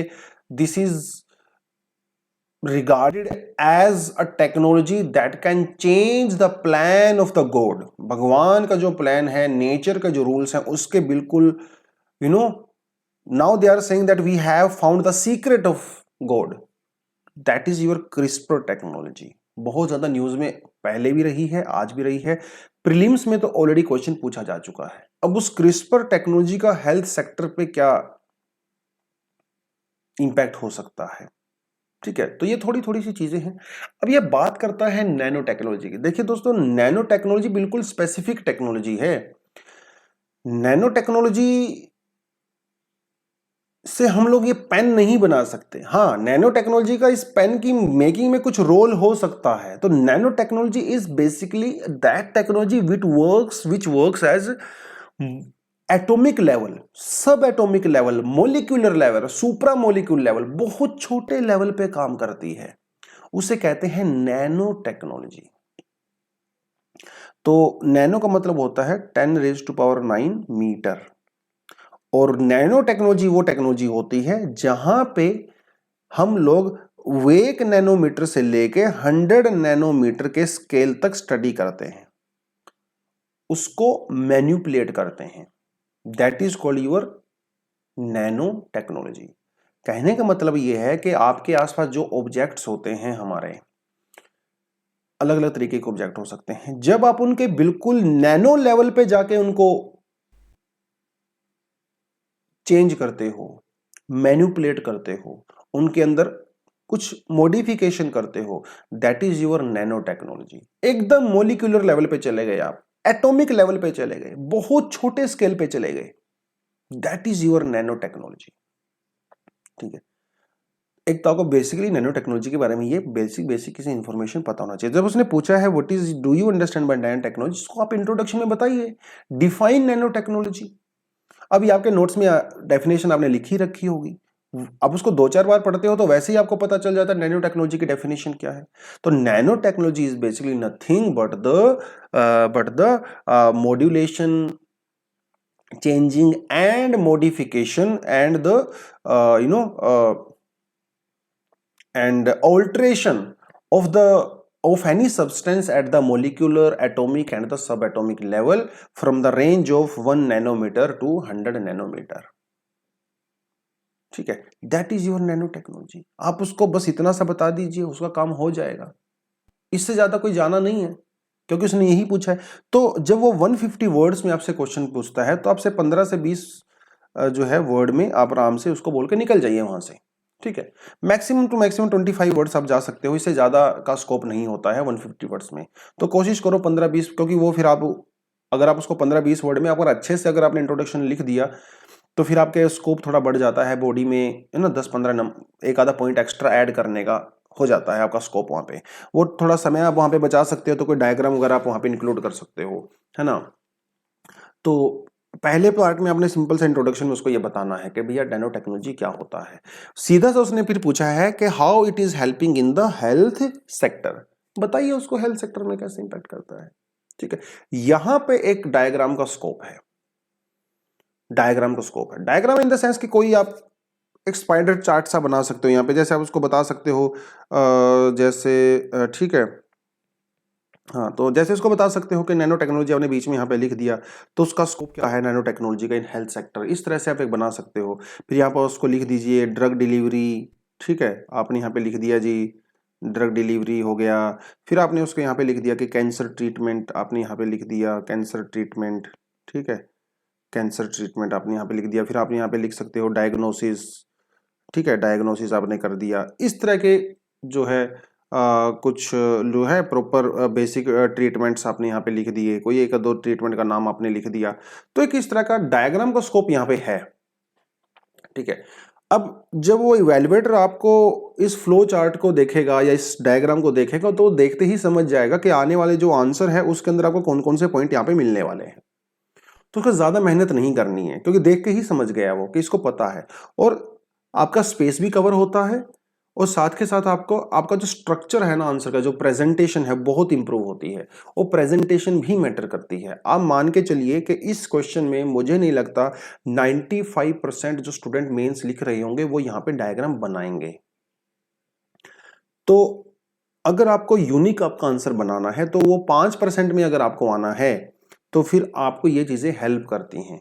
तो यहां से हो सकता है वो आपको आधा नंबर एक्स्ट्रा दे दे, और आधा आधा नंबर करते भी अगर आप चले गए और एंड में अगर 15-20 नंबर का फर्क पड़ गया तो समझ लो आपके लॉटरी लग गई। ठीक है, तो ये एज कैसे ले सकते हो आप दूसरे स्टूडेंट से, आप अपने आंसर में कैसे थोड़ा सा एक कदम आगे हो सकते हो, तो यही है वो एक कदम। या तो आप उसको स्पेसिफिक एग्जांपल्स दीजिए, उसको समझ में आएगा, मजा आएगा उसको पढ़ने में आपका आंसर। आप कोई अच्छा सा एक डायग्राम बना दीजिए, फ्लो चार्ट बना दीजिए, ये चीज को उसको एज होती है ना। प्रॉपर से हेडिंग लिखिए, सब हेडिंग लिखिए, अंडरलाइन कीजिए अपने कीवर्ड्स को, ये आपके आंसर को थोड़ा सा यूनिक बनाते हैं, और वो यूनिकनेस जो है वो आपको यहाँ पे मार्क्स प्रोवाइड करवाती है।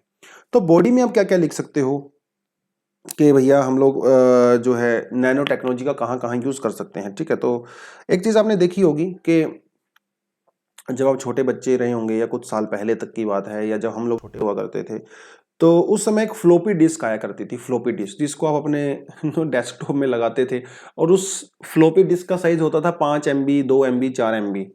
उस समय 5 MB भी बहुत बड़ा स्पेस माना जाता था, 5 MB या तो पता नहीं क्या फ्लोपी डिस्क है।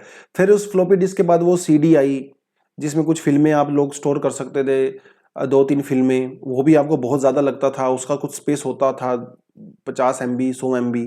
फिर DVD आया, जिसके अंदर DVD के अंदर जो है 10-15 फिल्में होने लगी, तो वो बढ़ता चला गया, है ना। आज के समय में देख लो, आज के समय में तो पूरा मोबाइल ही एकदम आपके कंप्यूटर वाला काम कर देता है। तो टेक्नोलॉजी जो है वो कितनी इंप्रूव होती चली जा रही है, क्योंकि जो आपके जो सर्किट्स हैं आपके इलेक्ट्रॉनिक डिवाइसेस वगैरह के अंदर, वो बहुत छोटे होते चले जा रहे हैं। तो हम सिर्फ हेल्थ सेक्टर पे ही बात करेंगे, लेकिन नैनो टेक्नोलॉजी अगर आपने देखा होगा, देखो यहाँ पे एक मीम भी चलता है बहुत सारा कि 1956 में 5 MB, ये देखिए, ये आपको जो नजर आ रहा है ना भैया, ये 5 MB है, 5 MB। और आज के समय में 2020 में 1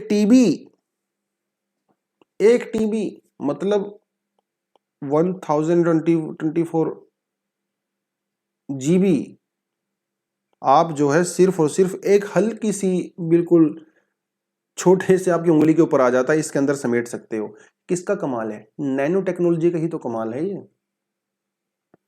नैनो टेक्नोलॉजी, बिकॉज आप चीजों को बहुत एटॉमिक और मॉलिक्यूलर लेवल पे उसको ऑल्टर कर सकते हो, ठीक है, मॉडिफाई कर सकते हो। That is the magic of nano technology, और आने वाले समय में ये और ज्यादा इंप्रूव होगा नैनो टेक्नोलॉजी। लेकिन हम यहां पे सिर्फ बात करने वाले हैं हेल्थ सेक्टर के बारे में। हेल्थ सेक्टर में नैनो टेक्नोलॉजी का बहुत इंपॉर्टेंट रोल है, स्पेशली किस केस में? ड्रग डिलीवरी वाले मामले में, ड्रग डिलीवरी। ठीक है, देखिए, जैसे मान लो किसी आदमी को ब्लड प्रेशर की प्रॉब्लम है, अब उसको डॉक्टर ने दवाई दी, या मान लो किसी को कैंसर है, आप ऐसा मान के चलिए, टारगेटेड ड्रग डिलीवरी जिसको बोला जाता है। ठीक है, किसी को कैंसर है, कैंसर का मतलब यह है कि उसकी बॉडी में कुछ स्पेशल जो सेल्स हैं उनकी ओवर ग्रोथ हो गई है, जो अनकंट्रोल्ड ग्रोथ है। अब जब आपको जैसे कीमोथेरेपी की जाती है तो उसमें बहुत सारी दवाइयां आपको खिलाई जाती हैं। अब वो दवाइयां उस पर्टिकुलर जगह को जाके तो टारगेट करेंगी ही करेंगी, उसके अलावा आपकी ओवरऑल बॉडी को भी वो टारगेट करेंगी, जिसकी वजह से बहुत सारे साइड इफेक्ट्स यहां पे होते हैं। लेकिन नैनो टेक्नोलॉजी का यूज करके जो भी आप वहां पे केमिकल दोगे, सोल्ट्स दोगे, दवाई दोगे, वो दवाई सिर्फ और सिर्फ उसी पॉइंट के ऊपर टारगेट करेगी जो नेगेटिवली इंपैक्ट हो गया है या जिसको कैंसर है या जो बीमारी किसी पर्टिकुलर जगह पे है उसको ही टारगेट करेगा, किसी और को टारगेट नहीं करेगा। That is the magic of nano technology. क्योंकि नैनो टेक्नोलॉजी का यूज करके जो बिल्कुल नैनो जो आपके रोबोट्स या फिर नैनो जो पार्टिकल्स होते हैं वो उसको आइडेंटिफाई कर लेते हैं कि जहां पे उसको जाना है और वहीं पे जाके डिलीवर करते हैं, जिसकी वजह से जो साइड इफेक्ट होते हैं बॉडी में वो नहीं होंगे। टारगेटेड डिलीवरी होगी तो मतलब फास्ट डिलीवरी होगी, और जब टारगेट डिलीवरी होती है तो आपकी रिकवरी भी बहुत जल्दी होती है without any side effects. That is the magic of your nano technology. ठीक है, नैनो टेक्नोलॉजी। तो जब डायग्नोसिस करने की बात आती है, ट्रीटमेंट करने की बात आती है या फिर किसी डिसीज को कंट्रोल और प्रिवेंट करने की बात आती है, nano technology is very very magical. RTPCR technology की जब आप बात करते हो, जब किसी को कोविड को डायग्नोसिस करने के लिए यूज किया जाता है, आरटीपीसीआर के अंदर भी नैनो टेक्नोलॉजी का यूज किया जाता है। ठीक है, क्योंकि आपके जो ब्लड के जो सेल होते हैं, जो ब्लड लिया जाता है, जो सलाइवा आपकी जीभ से लिया जाता है, उस सलाइवा के जो मॉलिक्यूल्स होते हैं उसके अंदर, उनको कैसे स्टडी करते हैं? मॉलिक्यूलर लेवल पे तो ही स्टडी करते हैं, सेल लेवल पे तो स्टडी करते हैं, क्योंकि वायरस आपके सेल को ही तो इंपैक्ट करता है। अब वो सेल को कैसे स्टडी करोगे? सेल को स्टडी करने के लिए तो नैनो पार्टिकल्स चाहिए, नैनो इंस्ट्रूमेंट्स चाहिए, नैनो टेक्नोलॉजी का यूज करते हैं। So this is how nanotechnology is used for the diagnosis, treatment, control and the prevention of the disease. Tissue engineering की भी वही बात कर रहा है कि अगर कोई पर्टिकुलर ऑर्गन अगर आपकी बॉडी में टिश्यू इंपैक्टेड है तो उसको ही आप टारगेट कर सकते हो, किसी और को टारगेट करने की यहां पे जरूरत नहीं है। ठीक है, इससे हम लोग बेटर और सेफ मेडिसिन बना सकते हैं। ठीक है, उसके अलावा कस्टम मेड नैनो मेडिसिन बना सकते हैं। कस्टम मेड का मतलब यह है, देखिए हर इंसान की बॉडी अलग होती है, हर इंसान के बॉडी की वर्किंग, उसका मैकेनिज्म ना वो थोड़ा डिफरेंट होता है दूसरे से, डिपेंड करता है उसकी प्रॉपर कंडीशंस क्या हैं। तो उस पर्टिकुलर पेशेंट के हिसाब से आप कस्टम मेड ट्रीटमेंट क्रिएट कर सकते हो। अब जैसे मान लो लोगों को बुखार होता है, हम लोग सब पैरासीटामोल लेते हैं, लेकिन यार हर किसी आदमी के अलग अलग डिसीज हो सकते हैं, किसी को ब्लड प्रेशर हो सकता है, किसी को शुगर हो सकता है, लेकिन आप सभी को पैरासीटामोल दे रहे हो, सभी को एक तरह का ट्रीटमेंट दे रहे हो। तो कुछ लोगों को तो हो सकता है प्रॉफिट दे दे, बेनिफिट दे दे, लेकिन कुछ लोगों को हो सकता है वो नेगेटिव इंपैक्ट भी कर दे। तो कस्टम मेड नैनो मेडिसिन बनाई सकती हैं according to the individual patients. ठीक है, ये यहां पे चीज होगी। उसके अलावा जो पीपीई किट, जैसे कोविड-19 के टाइम पे इसका यूज किया गया, जो पीपीई किट के ऊपर जो वायरस अगर हो सकते हैं उसको डिसइंफेक्ट करने के लिए, तो वो अल्ट्रावायलेट जो रेज होती हैं या कोई और यूवी रेज है ना, इंफ्रारेड अल्ट्रावायलेट तो खैर वहां पे नहीं थी, यूवी रेज ये जो है वहां पे इंफ्रारेड रेज वगैरह थी, तो उनके थ्रू पीपी किट को डिसइंफेक्ट किया जा सकता है। This is also impact of और effect of application of the nano technology. ठीक है, इन्फेक्शंस वगैरह को नैनो बेस्ड हम लोग सेंसर्स बना सकते हैं जिससे आपके इन्फेक्शन को तुरंत डिटेक्ट किया जा सकता है।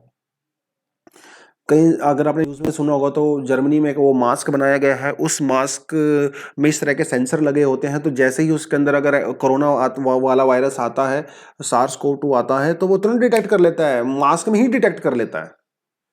तो ये जो सेंसर्स लगे होते हैं ये सब नैनो टेक्नोलॉजी का यूज करके आप उसको डिटेक्ट कर सकते हो। तो ये कुछ एप्लीकेशन है, कुछ और भी आपके लिए शायद मैंने यहाँ कुछ एप्लीकेशन दिए हुए हैं। ठीक है, जैसे हार्ट अटैक का यूज करके आप जो है नैनो टेक डिटेक्टर्स लगा सकते हो, है ना, कीमोथेरेपी वाला एग्जांपल, ब्लड शुगर लेवल, वो सब एग्जांपल मैं आपको दे चुका हूँ। तो ये सारी चीज़ आप यहाँ पे कर सकते हो। उसके अलावा जो जीन एडिटिंग होती है, जीन एडिटिंग भी आप नैनो टेक्नोलॉजी का यूज करके करते हो, है ना। माइक्रोकॉन्ड्रियल बेबी की बात कही गई है इंग्लैंड में, अगर किसी के जीन्स के अंदर ही कुछ डिसीज होते हैं या प्रॉब्लम होती है तो उसके जीन्स को ही चेंज कर दिया जाता है, माँ के पेट में ही चेंज किया जा सकता है, जिससे आपका बच्चा हेल्दी होगा, उसको डिसीज नहीं होंगे, है ना। क्लोनिंग की आप यहाँ पे बात करते हो, तो बहुत बहुत बड़ा एप्लीकेशन है नैनो टेक्नोलॉजी का in terms of health sector. ठीक है, कुछ एथिकल इश्यूज भी हैं, लेकिन हम यहाँ पे एथिकल इश्यूज की बात नहीं करेंगे बिकॉज वो आपको ज्यादातर हेल्पिंग उसकी बात करो। 150 वर्ड में वैसे भी बहुत ज्यादा स्कोप नहीं है। तो आप ये जो आपके जो पॉइंट्स यहाँ पे दिए गए हैं इनको ही जैसे मान लो आपके पास यू हैव मान लो 5 और 6 पॉइंट्स, तो 5 और 6 पॉइंट्स में you just elaborate 4 points and mention 2 points, है ना, with some examples if you have. तो उससे आपका 150 वर्ड यहाँ पे आराम से कवर हो जाएगा, क्योंकि आप ऑलरेडी अपने 15 से 20 वर्ड 25 वर्ड तो इंट्रोडक्शन में ले ही लिए हैं। 15 से 20 वर्ड का आप कंक्लूजन में लिखोगे तो you have 100 words to write in the body part. ठीक है, और ऐसा जरूरी भी नहीं है कि 150 वर्ड में ही कवर करने हैं। अगर आप उसको 130 में भी कर सकते हो, 135 में भी कर सकते हो, कोई ऐसा फर्क नहीं है। यूपीएससी नंबर नहीं काटता है अगर आपने सारे के सारे पॉइंट अगर आपने कम वर्ड्स में भी लिखे हुए हैं तो। हाँ, वर्ड लिमिट ज्यादा कर दोगे तो मार्क्स कटने के चांसेस बहुत ज्यादा हो जाते हैं। खैर, कंक्लूजन में आप क्या लिखोगे? कंक्लूजन में आप जो है इंडिया के नैनो मिशन के बारे में लिख सकते हो। 2007 में नैनो मिशन क्या है, रिसर्च के लिए, इंटरनेशनल कोलैबोरेशन के लिए, तो थोड़ा सा आप इसको भी कर सकते हो और एक अच्छे पॉजिटिव नोट पे इसको छोड़ सकते हो। Actually India is the largest 5th country जहां पे ना we provide papers and research on the nano technology, तो उसको थोड़ा सा नैनो मिशन को हम और आगे लेके जा सकते हैं। तो इस तरह के एक ओवरऑल कंक्लूजन पे आप इसको कंक्लूड कर सकते हो। चलिए, let's talk about the next question, and next question is talks about the how is science interwoven deeply with our lives. What are the striking changes in agriculture triggered off by science based technology? तो देखिए, यहाँ पे agriculture की बात उसने कर दी, लेकिन यहाँ पे उसने नैनो टेक्नोलॉजी की बात नहीं की। यहाँ पे उसने साइंस बेस्ड टेक्नोलॉजी की बात की, लेकिन क्या मना किया है क्या? नैनो टेक्नोलॉजी भी तो साइंस बेस्ड टेक्नोलॉजी होती है, तो कम से कम यहाँ पे भी 1-2 पॉइंट ऐड कर सकते हो नैनो टेक्नोलॉजी वाले।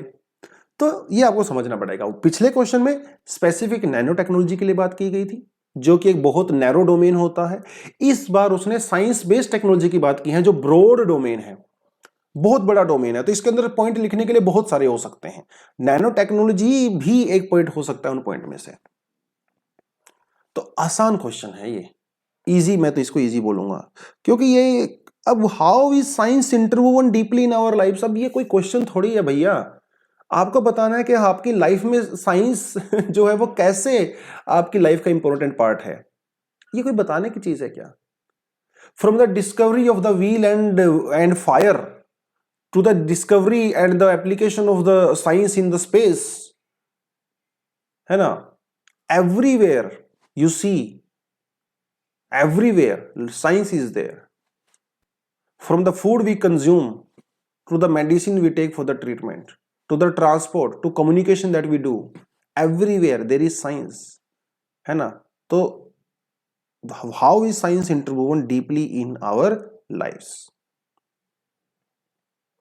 ठीक है, ये आप यहां पे लिख सकते हो। तो थोड़ा सा इंट्रोडक्शन में आपको ओवरऑल चीज बतानी है। ठीक है, from the early days of human beings and now this is the digital age, science has improved our lives in so much different ways, है ना?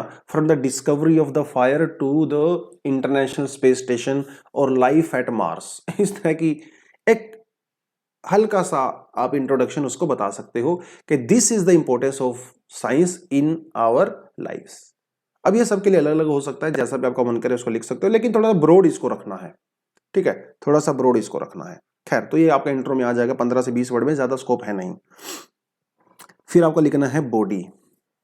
अब ये क्वेश्चन के 2 पार्ट हैं। पहला पार्ट तो ये है कि आपको बताना है, अब थोड़ा सा आपको डिटेलिंग में जाना है। तो इंट्रोडक्शन में जो थोड़ी सी बात की गई थी वो आपको यहां पे डिटेलिंग में जाना है। ठीक है, अब उसके एप्लीकेशन पार्ट आपको बताना है कि ओवरऑल साइंस का इंपैक्ट क्या है। दूसरे पार्ट में आपको एग्रीकल्चर स्पेसिफिक होना है। तो पहले आप उसको क्या बताओगे कि एनर्जी क्या इंपैक्ट रहा है साइंस का आपकी लाइफ में, अभी थोड़ा इलैबोरेटिव मैनर में बताओगे। ठीक है, इंट्रोडक्शन की एक और अप्रोच हो सकती है। कई स्टूडेंट मैंने देखा ये इस अप्रोच को भी फॉलो करते हैं। अगर आपके क्वेश्चन के अंदर 2 पार्ट हैं तो वो लोग दोनों पार्ट को इंट्रोडक्शन में कंबाइन करके एक लिख देते हैं। जैसे मान लो अगर यहाँ पे हम लोग कंबाइन करेंगे तो आप कैसे लिख सकते हो? आप उसको लिख सकते हो that science has improved our ways in so many different ways such as health, communication, transport. ठीक है, ट्रांसपोर्ट। अब ये यहाँ पे एक सेंटेंस खत्म कर दिया, बिल्कुल 7-8 वर्ड में खत्म कर दिया। दूसरे सेंटेंस में आप क्या लिख सकते हो? दूसरे सेंटेंस में आप ये लिख सकते हो कि along with the application in every field, science-based technology has transformed the agriculture in so many different ways. और science-based technology has improved agriculture for the betterment of human society as a whole. तो इसमें आपने क्या किया, अब ये complete हो गया, आपने दोनों जो पार्ट्स थे क्वेश्चन के उसमें कंप्लीट कर दिया। पहले में आपने इसको ये बता दिया कि साइंस हमारी जो है हमें चाहे कम्युनिकेशन हो, ट्रांसपोर्ट हो, हेल्थ हो, उसमें इंप्रूव कर रहा है। दूसरे में आपने ये बता दिया कि भैया इसकी जो एप्लीकेशन है एग्रीकल्चर में वो इतनी ज्यादा प्रोमिनेंट क्यों है। अब उसको आप जो बॉडी वाले पार्ट में है दोनों को इलेबोरेट करके लिखोगे। तो पहले वाले पार्ट में लिखोगे कि साइंस कैसे आपके लिए इंपॉर्टेंट है। अब यहाँ पे भी डायग्राम का स्कोप है, वैसे तो डायग्राम का स्कोप हर क्वेश्चन में होता है, तो यहाँ पे भी आप क्वेश्चन में डायग्राम बना सकते हो। आराम से यहाँ पे लिखिए, इंपैक्ट लिखिए, ठीक है। इंपैक्ट लिख के फिर आराम से यहाँ पे आप बनाइए क्या क्या इंपैक्ट हैं भैया। वो एनर्जी वाले मामले में इंपैक्ट हैं, हेल्थ जो है उसके मामले में इंपैक्ट हैं, ठीक है। फेशियल रिकॉग्निशन टेक्नोलॉजी हो गया, आपका जो भी चीज़ें आपको लिखनी है आप उसके इंपैक्ट यहाँ पे लिख सकते हो, है ना। Transport, communication, space technology, ISIS. तो बस अब ये नहीं पॉइंट को आप थोड़ा सा यहाँ पे पॉइंट्स फॉर्मेट में लिख दोगे। तो पहले आपने छोटा सा डायग्राम बनाया, उस डायग्राम के अंदर जो पॉइंट है आप उसको एक एक पॉइंट में यहाँ पे 3-4 पॉइंट में खत्म कर सकते हो। ये भी एक बहुत बढ़िया अप्रोच होती है। तो इस तरह से जो है आपका जो पेपर होता है, यहाँ पे बीच में स्पेस होता है, तो यहाँ पे आप इंट्रोडक्शन लिखिए, उसके बाद बॉडी वाले पार्ट में यहाँ पे जो है किस तरह का डायग्राम बनाइए, ठीक है। डायग्राम बनाने के बाद इन्हीं पॉइंट को 1 2 3 करके जो है आप यहाँ पे लिखिए। फिर जो है बॉडी का सेकंड पार्ट, यहाँ पे भी आप डायग्राम बना सकते हो, जैसे एग्रीकल्चर वाले पार्ट में आपने डायग्राम बनाया, तो यहाँ पे आपका जो भी मन करे आप उसको लिख सकते हो। जैसे मान लो मशीन्स हो गया, ठीक है, हाई यील्डिंग वैरायटीज हो गया, इसका आप यूज करते हो, पेस्टिसाइड्स आप जो है यूज करते हो साइंस में टेक्नोलॉजी का यूज करके, बस उसके बाद आप कंक्लूजन कर दिए। उसके बाद यहाँ पे दो तीन पॉइंट हैं, इसको अपना 2-3 पॉइंट को हल्का सा पॉइंट फॉर्मेट में लिख दीजिए। इस तरह से आपका एक अच्छा सा आंसर, सिंपल आंसर बन जाता है। वैसे भी साइंस एंड टेक में बहुत ज्यादा सब्जेक्टिविटी है नहीं। तो खैर इंपैक्ट में आप अलग अलग चीजें कवर कर सकते हो, एनर्जी नीड्स के बारे में बता सकते हो, conservation efforts, agriculture offerings, health care developments, transportation, automobile, communication, education, भैया जो भी आपका मन करे, ठीक है। सिक्योरिटी वाले डोमेन में, स्पेस वाले डोमेन में, डिफेंस वाले डोमेन में, रोबोटिक्स वाले डोमेन में, जहां भी आपको लगता है साइंस का, टेक्नोलॉजी का जो आपकी लाइफ में इंपैक्ट रहा है वो आप बताइए उसको, ठीक है। लेकिन इतना भी मत बताइए कि आप उसको 500 वर्ड लिख दो यहाँ पे, क्योंकि भावनाओं में भी कई बच्चे बह जाते हैं, उनको समझ में नहीं आता कि वर्ड लिमिट भी कोई चीज होती है। तो वर्ड लिमिट भी आप काउंट कीजिए।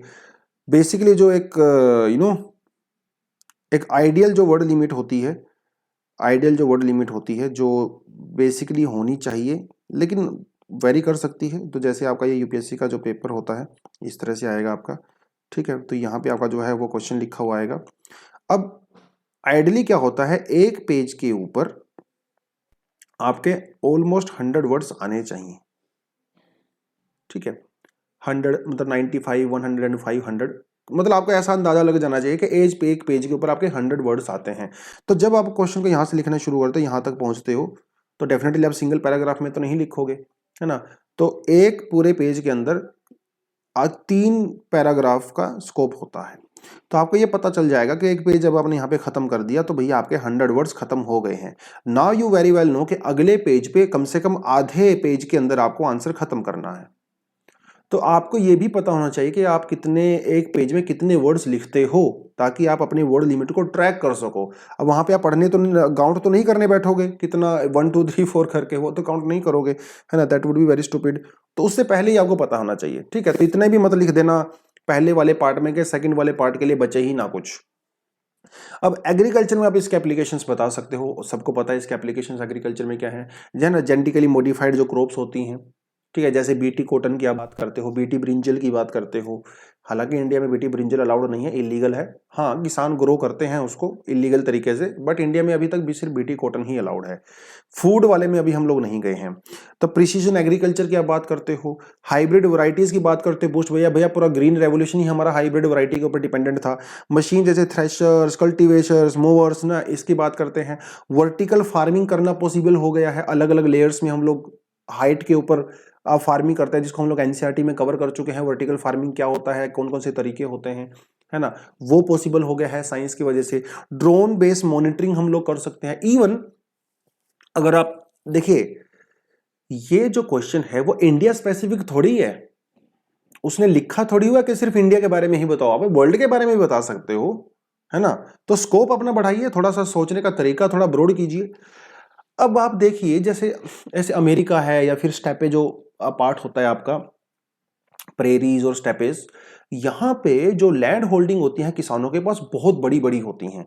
तो वो लोग क्या करते हैं, स्प्रे करने के लिए हजारों 2-2 हजार एकड़ जमीन है भैया, तो स्प्रे करने के लिए हेलीकॉप्टर्स वगैरह का यूज करते हैं। तो that is also an application of science based technology, and this is how agriculture is changed through the use of science based technology. उसका भी आप एग्जांपल दे सकते हो। अगर आप इंडिया की बात करो तो ड्रोन बेस्ड टेक्नोलॉजी का यूज करके हम लोग मॉनिटर कर सकते हैं अपनी क्रॉप्स को। अभी जैसे जब इंश्योरेंस की बात आती है तो सरकार जब बात करती है कि जो डिजास्टर्स होते हैं, जैसे साइक्लोन आ गया या कोई फॉरेस्ट फायर हो गया या कोई और फायर हो गया इस तरह का, तो ड्रोन बेस्ड टेक्नोलॉजी का यूज करके सरकार ये बता सकती है कि हाँ कौन कौन से पर्टिकुलर एरिया में डैमेज हुआ है, ताकि वो किसानों को कंपनसेशन दे सके, इंश्योरेंस फैसिलिटी दे सके। तो ड्रोन्स का हम लोग यहाँ पे यूज कर रहे हैं, है ना। डेटा साइंस का हम लोग यूज कर रहे हैं, हम लोग या वेदर फोरकास्टिंग के अंदर इसका यूज कर रहे हैं, है ना। जो सोइल की हेल्थ होती है उसके उसके अंदर जो न्यूट्रिएंट्स हैं, जो फर्टिलाइजर्स की रिक्वायरमेंट है, वो सारी की सारी चीजें हम लोग साइंस का यूज करके आजकल पता लगा रहे हैं, है ना। ड्रिप इरिगेशन, टारगेट इरिगेशन हम लोग एग्रीकल्चर का में जो है टेक्नोलॉजी का यूज कर रहे हैं। ट्रांसपोर्टेशन में हम लोग टेक्नोलॉजी का, स्टोरेज में हम लोग टेक्नोलॉजी का यूज कर रहे हैं ना, कोल्ड स्टोरेज की हम लोग बात करते हैं जब, और जब हम लोग ई मंडी की बात करते हैं तो वो ऑनलाइन जो प्लेटफॉर्म्स होते हैं उसकी हम लोग बात करते हैं, है ना। तो ये सारी की सारी चीजें जो हैं आप यहाँ पे मेंशन कर सकते हो अकॉर्डिंग टू योर प्रायोरिटी, ठीक है। तो एक सिंपल सा क्वेश्चन बन जाता है, उसके बाद कंक्लूजन करके आप यहाँ पे बता सकते हो दैट, एक कोई भी कंक्लूजन इस तरह का लिख सकते हो कि despite having so much of scientific evidence and the scientific advantages, large part of Indian agriculture is still, on the lines of backward practices. So we need to have more of the science based application, so that overall level or overall standard of the farmers can be improved and Indian agriculture can go forward. इस तरह का एक आप answer यहाँ पे लिख सकते हो, ठीक है, क्वेश्चन कंक्लूजन में। खैर आगे बढ़ते हैं। कहता है, क्वेश्चन कहता है, द कोविड-19 pandemic has caused unprecedented devastation. Unprecedented का मतलब ये होता है दोस्तों कि जो पहले कभी नहीं हुआ। अनप्रेसिडेंटेड मतलब जिसका इतिहास में पहले कोई उदाहरण नहीं है, दैट इज अनप्रेसिडेंटेड, मतलब इसके लिए कोई प्रेसिडेंट नहीं है, ठीक। Unprecedented devastation world wide, however, उसके बावजूद भी technological advancements are being availed readily to win over the crisis. मतलब टेक्नोलॉजिकल एडवांसमेंट हमारे पास थे, टेक्नोलॉजी हमारे पास थी, जिसकी वजह से हम लोग इस क्राइसिस को जीत पाए, इसको कंट्रोल कर पाए, मैनेज कर पाए। Give an account of how technology was sought to aid the management of the pandemic. तो आपको मतलब पेंडेमिक में टेक्नोलॉजी के यूज को बेसिकली यहां पे बताना है, ठीक है। अब यहां पे इंट्रोडक्शन में क्या बता सकते हो, जो आपके क्वेश्चन का कॉन्टेक्स्ट होता है ना, वो कॉन्टेक्स्ट आपका इंट्रोडक्शन होता है। अब यहां पे कॉन्टेक्स्ट क्या है, जो आपके क्वेश्चन की पहली स्टेटमेंट है ना, ये इसका कॉन्टेक्स्ट है। कोविड-19 pandemic has caused unprecedented devastation. तो इंट्रोडक्शन में आप यही बताइए। अब ये डेफिनेशन ये नहीं लिखना आपको एज इट इज। कई बच्चे क्या करते हैं, वो इंट्रोडक्शन जो क्वेश्चन होता है ना उसको ही अपने इंट्रोडक्शन में लिख देते हैं, भैया वो रिपीट हो जाता है, उसका कोई रेलेवेंस नहीं है, वो तो ऑलरेडी क्वेश्चन में दिया हुआ है। आपको ये बताना है कि वो अनप्रेसिडेंटेड कैसे है, ये बताओ आप उसको। तो आप उसको यहां पे एग्जाम्पल दो कि इस वजह से वो अनप्रेसिडेंटेड है। आप उसको कोई WHO की रिपोर्ट बताओ, आप उसको बताओ कि वर्ल्ड इकोनॉमी 4.4% श्रिंक हो गई because of the Covid. According to ILO, international labour organisation, 1.4 billion people in unorganised sector lost their jobs. उसको आप WHO की डेटा बताओ कि more than 5 million people died in last 16 और 17 मंथ्स। ये जब आप उसको 1-2 पॉइंट बताओगे ना, तब उसको जाके आपके आंसर के अंदर दम आएगा कि हां अनप्रेसिडेंटेड तो है, क्योंकि बच्चे ने इसके लिए स्टेटमेंट में सब्सटेंशिएट किया है, उसको फैक्ट्स के साथ बैक किया है। और अपने मन से फैक्ट नहीं बताना है, पता है तो बताओ, कोट करो कि ये WHO का है, ILO का है ना, इंडियन गवर्नमेंट का है, ICHR, जो भी आपको लगता है कि आप उसको बताओ जो आपको याद है। अब बॉडी में आपने उसको टेक्नोलॉजी के बस यूज बताने हैं, ठीक है। अब बॉडी को लिखने का तरीका भी अलग अलग होता है। आप पहले उसको हेडिंग लिखिए, हेडिंग में तो बस आपको यही बताना है दैट यूज ऑफ टेक्नोलॉजी, ठीक है, आप उसको बता सकते हो। फिर आप जो है सब हेडिंग में, जैसे पहली सब हेडिंग हो गई, अब वाय मतलब ये जो पेंडेमिक या जो क्राइसिस हमारे पास आया था, इसको मैनेज करने की कई सारी स्टेज आपके पास हैं। पहली स्टेज शुरू होती है प्लानिंग से, दूसरी स्टेज शुरू होती है किससे, मैनेजमेंट से, और तीसरी जो स्टेज शुरू होती है वो होती है फ्यूचर प्रिपेयर्डनेस, है ना। प्लानिंग होती है, प्लानिंग बेसिकली मिटिगेशन के लिए की जाती है ताकि इसकी नौबत ही ना आए। अगर वो नौबत आ ही जाती है तो फिर उसको अडेप्ट करते हो, अडेप्शन के लिए आप अलग अलग टेक्नोलॉजी का यूज करते हो, और फिर आप जो है प्रिकॉशंस करते हो ताकि फ्यूचर के लिए प्लानिंग करते हो, फ्यूचर में इस तरह की नौबत आएगी तो हम लोग क्या करेंगे। तो कई सारे लेवल होते हैं किसी भी क्राइसिस के, जैसा कि हम लोग डिजास्टर मैनेजमेंट में भी देखते हैं। अब एक अप्रोच तो ये हो सकती है कि आप अपने आंसर को इन कैटेगरी में डिवाइड कर सकते हो, है ना, mitigation, adaptation and the future planning और द वे फॉरवर्ड। एक तरीका ये हो सकता है, दूसरा तरीका बिल्कुल रैंडम हो सकता है। तो आप उसको बताइए कि use of technology in managing the pandemic और द क्राइसिस। पहले आप उसको बताओगे किस किस में बताओगे, प्लानिंग वाले केस में बता सकते हो। फिर आप उसको बता सकते हो कि अवेयरनेस वाले मामले में हम लोगों ने इसका कैसा यूज किया। तीसरी सब हेडिंग आप उसको लिख सकते हो, ट्रैकिंग हम लोगों ने कैसे की, है ना। चौथे में आप उसको लिख सकते हो, वैक्सीन डिलीवरी के बारे में बात कर सकते हो। इस तरह के छोटी छोटी सब हेडिंग बना के भी आप यहाँ पे बता सकते हो, ठीक है। तो आपकी जो अप्रोच लगे आपको उस अप्रोच से कर सकते हो, या फिर आप डायरेक्ट पॉइंट भी बता सकते हो, वो भी कोई प्रॉब्लम नहीं है ना। पॉइंट 1, पॉइंट 2, पॉइंट 3, पॉइंट 4, उसमें आप एक पॉइंट बताइए और एक अपना अगर एग्जाम्पल आपके पास है तो एग्जाम्पल बताइए, है ना। इस तरह की चीजें कर सकते हैं। जैसे प्लानिंग वाले मामले में एआई, आर्टिफिशियल इंटेलिजेंस का बहुत ज़्यादा यूज़ किया गया है कि कौन से हॉस्पिटल में कितने पेशेंट हैं, वहाँ पे कितने बेड अवेलेबल हैं, डॉक्टर कौन कौन से हैं, कौन सा ट्रीटमेंट दिया जा रहा है, एम्बुलेंस का स्टेटस वहाँ पे क्या है ना। वो सारी की सारी चीज़ें आर्टिफिशियल इंटेलिजेंस का यूज़ करके कंप्यूटर्स के द्वारा दी गई है। सोशल मीडिया का बहुत बहुत वाइड यूज़ यहाँ पे किया गया है। अब सोशल मीडिया का वैसे तो दोनों ही यूज़ हैं, है ना, फेक न्यूज़ भी है और सही न्यूज़ भी है, लेकिन हम यहाँ पे बात किसकी करें, मैनेजमेंट की बात कर रहे हैं। तो सोशल मीडिया का यूज़ सरकार ने बहुत हर रोज़ प्रेस कॉन्फ्रेंस की गई थी बाय ऑफिशियल्स, और हमारे प्राइम मिनिस्टर और अलग अलग जो चीफ मिनिस्टर्स हैं उन्होंने सोशल मीडिया के थ्रू, चाहे वो ट्विटर हो, फेसबुक वगैरह, जो भी लोगों को अवेयर करने की बात की, है ना, वो सोशल मीडिया का बहुत ज़्यादा यूज़ किया गया। तो ये भी तो टेक्नोलॉजी का यूज़ ही हुआ ना, तो इसको डेफिनेटली आप यहाँ पे एग्जाम्पल में दे सकते हो, है ना। माइग्रेशन मैप बनाए गए, एक हमारे लिए पोर्टल भी बनाया, माइग्रेंट्स के लिए पोर्टल बनाया गया कि जिसमें हम लोग माइग्रेंट लोगों की पूरी इन्फॉर्मेशन लेते हैं, उनके आधार कार्ड एंड ऑल दैट, ताकि उनको बेनिफिट मिल सके। वो टेक्नोलॉजी का यूज़ करके तो आता है ना। उनको जो है राशन वगैरह प्रोवाइड करवाया जा सके। स्क्रीनिंग हम लोगों ने की, थर्मल स्कैनर्स लगाए गए, जब आप किसी शॉपिंग मॉल वगैरह के अंदर जाते हो तो आपकी बॉडी को स्कैन किया जाता है ना। वो कितने टेक्नोलॉजी का देखिए कितना यूज़ है। ऑक्सीमीटर्स का यूज़ कर सकते हैं हम लोगों ने, ऑक्सीजन को मेजर करने के लिए अपने घर पे ही कर सकते हैं।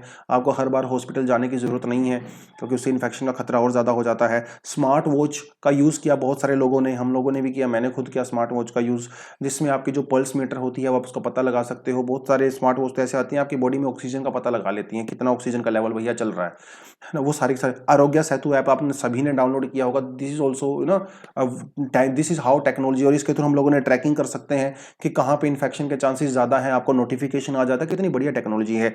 कोविन भी हम लोगों ने यहाँ पे चलाया है, तो अगर आपको कोई बुकिंग वगैरह करनी है वैक्सीनेशन के लिए तो आप इसका प्लेटफॉर्म का यूज़ कर सकते हो, एडवांस में बुकिंग कर सकते हो। आपके घर के आसपास जो सेंटर है जहाँ पे वैक्सीन अवेलेबल है वहाँ पे आप जाके अपॉइंटमेंट ले सकते हो। ज़बरदस्त टेक्नोलॉजी का यूज़ किया गया है। क्वारंटाइन में भी जो है सर्विलियंस कैमराज वगैरह लगाए गए हैं, है ना, प्रॉपर तरीके से लोग सोशल डिस्टेंसिंग करें एंड ऑल दैट, वहाँ पे वार्निंग साइंस भी लगाए गए हैं। वो सारी टेक्नोलॉजी का ही तो यूज़ किया गया है ना। तो ये कोई बताने की चीज़ नहीं है क्योंकि आप सभी लोग इसमें से गुजर चुके हैं, अभी भी गुजर ही रहे हैं, है ना। कम्युनिकेशन टेक्नोलॉजी जैसे ग्रुपिंग्स बना दी गई, ना व्हाट्सएप ग्रुप बना दिए गए सोशल मीडिया पे, तो उस ग्रुपिंग्स का यूज़ करके जो है लोग अपनी फीलिंग्स को शेयर कर सकते हैं, अपनी बातों को रख सकते हैं, उनके ऊपर इमोशंस वगैरह, जिससे जो लोग डिप्रेशन थोड़ा कम हो जाता है ना। आपने देखा ही होगा किस तरह से लोग लूडो खेल रहे हैं, है ना, सांप सीढ़ी खेल रहे हैं, ग्रुपिंग्स बना बना के, फैमिली फैमिली जो है वो सोशल मीडिया के थ्रू कितना गेम हो गया, वो सारी सारी चीज़ें। और उसके अलावा जो है जैसे कवच जो स्कीम हो गई, जो स्टार्टअप्स थे जो कोविड-19 की वैक्सीनेशन को लेके थे, वो उनको बेनिफिट देना है, उनको प्रमोट करना है। आरटी-पीसीआर जो टेस्ट है उसको बहुत जल्दी पहले आरटीपीसीआर जो पहले जो टेस्ट होते थे वो 48 घंटे में 72 घंटे में रिपोर्ट देते थे, फिर वो जो है 48 घंटे में देने लगे, फिर 24 घंटे में देने लगे। आजकल तो कुछ टेस्ट ऐसे हैं 5 मिनट के अंदर ही आपको रिपोर्ट दे देते हैं, भैया आप पॉजिटिव हो या नेगेटिव हो। तो ये साइंस, ये टेक्नोलॉजी का ही तो यूज है ना। प्राणवायु जो है हम लोगों ने इंडिजेनियसली जो हमारे पास जो वेंटिलेटर्स होते हैं उसको डेवलपमेंट करने की बात की गई है ना। प्राणवायु एक हम लोगों ने प्रोजेक्ट यहाँ पे चलाया। ई लर्निंग बहुत बड़ा इंपॉर्टेंट रोल हुआ। टेक्नोलॉजी का यूज़ हम लोगों ने पेंडेमिक में, जो बच्चे स्कूल से या कॉलेज में जो एजुकेशन इम्पैक्ट हो गई थी, ई लर्निंग का हम लोगों ने जैसे पीएम ई विद्या या दीक्षा ई पाठशाला के थ्रू बच्चों को फ्री एजुकेशन दिया गया, प्लेटफॉर्म्स उनको प्रोवाइड करवाए गए, है ना। ये यूट्यूब का बहुत ज़्यादा यूज़ किया गया और बहुत सारी टेक्नोलॉजी का यूज़ किया गया यहाँ पे ना। वैक्सीन डेवलपमेंट किया गया। पहले 15 से 20 साल लगते थे भैया किसी भी वैक्सीन को डेवलप करने में, और वो भी होती नहीं थी 15-20 साल में। लेकिन इस बार हम लोगों ने कितना जल्दी वैक्सीन को डेवलप कर दिया by the use of artificial intelligence, information sharing between different countries and the scientific community. And this is the magic of technology. This is how we use technology in handling and managing the COVID-19 crisis, है ना। तो ये सारी की सारी चीजें आप यहाँ पे लिख सकते हो, ठीक है। तो एक कंक्लूजन में एक बहुत बढ़िया नोट पे इसका यूज कर सकते हो आप अच्छे से। उसको थोड़ा सा बता सकते हो कि although there are many threats also such as fake news and the vaccine resistancy and the vaccine hesitancy, but overall technology has made this management possible on this global scale, and for the future crisis also we can be better prepared by using the technology and the experience from this current crisis। इस तरह का conclusion आप यहाँ पे बना सकते हो easily, ठीक है। 15 से 20 वर्ड में आपका हो जाएगा। अगला क्वेश्चन आपका कहता है कि how was India benefited from the contribution of the M Visvesvaraya and the doctor M S Swaminathan in the field of the water engineering and the agriculture science respectively. तो बहुत स्पेसिफिक क्वेश्चन है, या तो आपको पता है या नहीं पता है, और उसने पूछ भी लिया है कि कहां पे कंट्रीब्यूशन है भैया, वाटर इंजीनियरिंग मामले में और एग्रीकल्चर साइंस वाले मामले में, ये आपको बताना है। क्योंकि एस एम एम देखिए रिस्पेक्टिवली लिखा हो ना, तो रिस्पेक्टिवली का मतलब यह है कि water engineering M Swaminathan Visvesvaraya और एग्रीकल्चर साइंस मतलब स्वामीनाथन। तो स्वामीनाथन के बारे में जो भी बताना है वो एग्रीकल्चर पे फोकस रहना है, और विश्वेश्वरैया के बारे में जो बताना है वो वाटर इंजीनियरिंग के बारे में फोकस आपको रखना है। उसने आपने क्वेश्चन में ही आपको बता दिया है ना। Very good thing. तो स्पेसिफिक है भैया, ठीक है। तो इंट्रोडक्शन में आता सिंपली बता सकते हो that there are many visionaries in India who worked in the department or in the field of science, and Visvesvaraya and MS Swaminathan are one of the two pioneers who have contributed hugely, ठीक है। बस आप एक example दे सकते हो in the dam structure, है ना, और ग्रीन रेवोल्यूशन। आपने इंट्रोडक्शन में इतना बता दिया, that is more than sufficient. उसको पता चल गया कि बच्चे को पता है। अब आपको इनके काम के बारे में स्पेसिफिक पता होना चाहिए, जनरल चीज नहीं। जनरल चीज तो ठीक है, सबको पता है कि विश्वेश्वरैया जी जो है, हम लोग इंडिया में जो इंजीनियर डे मनाया जाता है वो इनके नाम पे ही बनाया जाता है, विश्वेश्वरैया जी के नाम पे, वो ठीक है, वो तो आप उसको बता ही दोगे। लेकिन कुछ स्पेसिफिक काम इन्होंने क्या क्या किए हैं वाटर मैनेजमेंट मामले में, इंजीनियरिंग में, वो आपको बताना है, ठीक है। मैसूर में जो कृष्ण राजा सागर डैम बना गया था वो इसके चीफ इंजीनियर थे जब वो बनाया गया था। उसके अलावा जो फ्लड गेट्स होते हैं जो ऑटोमेटिकली बंद हो जाते हैं जब एक वाटर लेवल इंक्रीज होता है किसी डैम का, तो ऑटोमेटिकली ओपन हो जाते हैं, जब वो कम होता है तो बंद हो जाते हैं। तो ये बहुत शानदार एकदम जबरदस्त टेक्नोलॉजी थी जो विश्वेश्वरैया जी ने पेटेंट भी करवाई थी, फ्लड गेट्स वाली, ठीक है। और भी जो है यहाँ पे कई सारे इनके कंट्रीब्यूशन दिए हुए हैं। भारत रत्न इनको दिया गया 1955 में इनके कंट्रीब्यूशन के लिए, है ना, विश्वेश्वरैया जी को। उसके अलावा जो एम एस स्वामीनाथन है, इनका तो कोई कहना ही क्या, ग्रीन रेवोल्यूशन के फादर हैं भैया इंडिया में, है ना। और इनकी जो हाई यील्डिंग वैरायटीज हैं मैक्सिको के जो नॉर्मन बोरलोग हैं उनके साथ मिलकर इन्होंने डेवलप किया, and he led the foundation of the green revolution, and just because of that green revolution India is now self sufficient in the food production, ठीक है। अभी इंडिया में हंगर वंगर की प्रॉब्लम नहीं है, माल न्यूट्रिशन की प्रॉब्लम है, हंगर की प्रॉब्लम नहीं है बहुत ज्यादा, ठीक है। तो थैंक्स टू मिस्टर स्वामीनाथन, तो इनका बहुत बहुत इंपॉर्टेंट कंट्रीब्यूशन रहा है। जो इंडिया का Indian council for agriculture research है ना, इसके जनरल डायरेक्टर रहे हैं ये अपने समय में। He was also mentoring young agri scientist, ठीक है।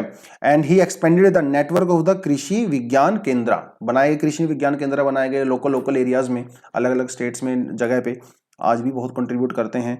ही हैज ऑल्सो मिंदा, इनको भी पद्मश्री जो है और पद्म भूषण अवार्ड इनको दिया गया फॉर हिज सर्विसेज। बट मुझे ऐसा लगता है कि he also deserve Bharat Ratna. Because of the green revolution. यार ग्रीन रेवोल्यूशन इंडिया की जो हिस्ट्री में एक माइलस्टोन है। खैर, तो इस तरह से आप लिख सकते हो। तो कंक्लूजन में आप सिंपल सिंपल सी चीजें लिख सकते हो that contribution of these two visionaries and the scientist have contributed hugely in Indian societies and we are grateful, और even our society is grateful to them. इस तरह का कंक्लूजन आप जनरिक सा कंक्लूजन यहाँ पे लिख सकते हो, बहुत स्पेसिफिक कंक्लूजन में जाने की जरूरत नहीं है, ठीक है। या फिर आप ऐसा भी लिख सकते हो कि in the changing times we need to take their work forward, we need to take their work forward according to the modern needs, ठीक है। इस तरह का कुछ इस लाइन पे भी आप कंक्लूजन यहाँ पे लिख सकते हो, ठीक है। कोई ऐसा स्पेसिफिक रूल नहीं है कंक्लूजन लिखने के लिए। खैर आगे बढ़ते हैं। How is government of India protecting traditional knowledge of the medicine from the patenting by the pharmaceutical companies.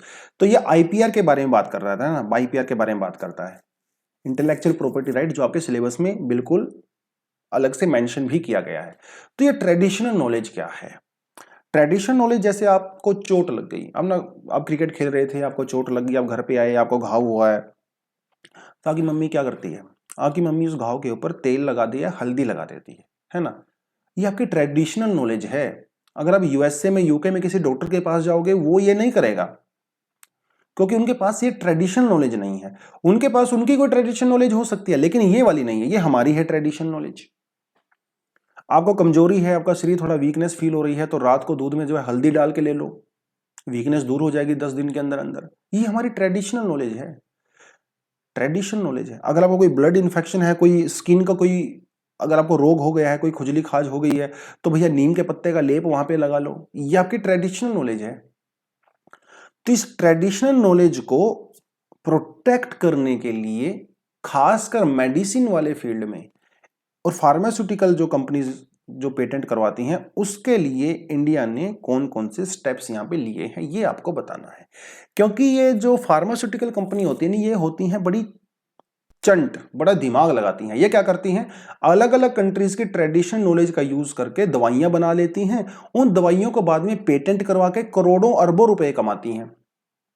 Example आपको देता हूं, जैसे हल्दी की हम लोग बात कर रहे थे, तो 1995 में इंडिया के 2 साइंटिस्ट थे जो मैसाचुसेट्स जो यूनिवर्सिटी है अमेरिका में, वहां पे काम करते थे। उन्होंने क्या किया, हल्दी की जो प्रॉपर्टीज हैं उनको पता ही था, क्योंकि इंडियन तो थे ही वो। उन्होंने वहां पे उसको पेटेंट करवा लिया, कोई उसकी दवाई बना के। तो जब इंडिया वालों को यह पता चला, तो उन्होंने ऑब्जेक्शन किया और केस फाइल किया। उन्होंने कहा कि भैया ये हल्दी तो हमारे यहाँ पे हजारों साल से यूज हो रही है।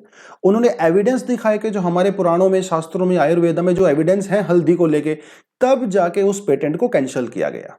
और ये सिर्फ कोई एक इंसिडेंट नहीं है, नीम को लेके भी ऐसा हुआ है, बासमती राइस को लेके भी ऐसा हुआ है, और कम से कम इंडिया के 2000 प्रोडक्ट्स ऐसे आइडेंटिफाई किए गए हैं जो अलग अलग कंपनीज ने पेटेंट करवा लिए हैं by stealing our traditional knowledge. और सिर्फ इंडिया में नहीं हो रहा है, हर कंट्री में ऐसा हो रहा है, ठीक है। चाइना की भी ट्रेडिशनल नॉलेज, हर जगह की अलग ट्रेडिशनल नॉलेज अलग अलग होती है ना। इंडिया की भी है, चाइना की भी है, वियतनाम की भी है, हर कंट्री की अलग, जापान की भी है। तो हम स्पेसिफिक यहाँ पे इंडिया पे फोकस कर रहे हैं, तो इसलिए इंडिया की बात कर रहे हैं। तो ये जो फार्मास्यूटिकल कंपनी होती है जो पेटेंट करवा लेती हैं, उसके रिएक्शन में इंडिया ने कौन कौन से स्टेप यहाँ पे लिए हैं, वो आपको यहाँ पे बताना पड़ेगा। तो इंट्रोडक्शन में आप क्या लिख सकते हो? इंट्रोडक्शन में बिकॉज वो प्रोटेक्शन की बात कर रहा है, इसका मतलब क्या है, वहां पे थ्रेट भी है। भैया प्रोटेक्शन की बात तो तभी करोगे ना जब वहां पे थ्रेट होता है। तो जब उसने प्रोटेक्शन की बात की है, तो हम अपने इंट्रोडक्शन के अंदर थ्रेट के बारे में बता सकते हैं। और इस थ्रेट का मतलब होता है बायोपायरेसी, इसको कहते हैं बायोपायरेसी।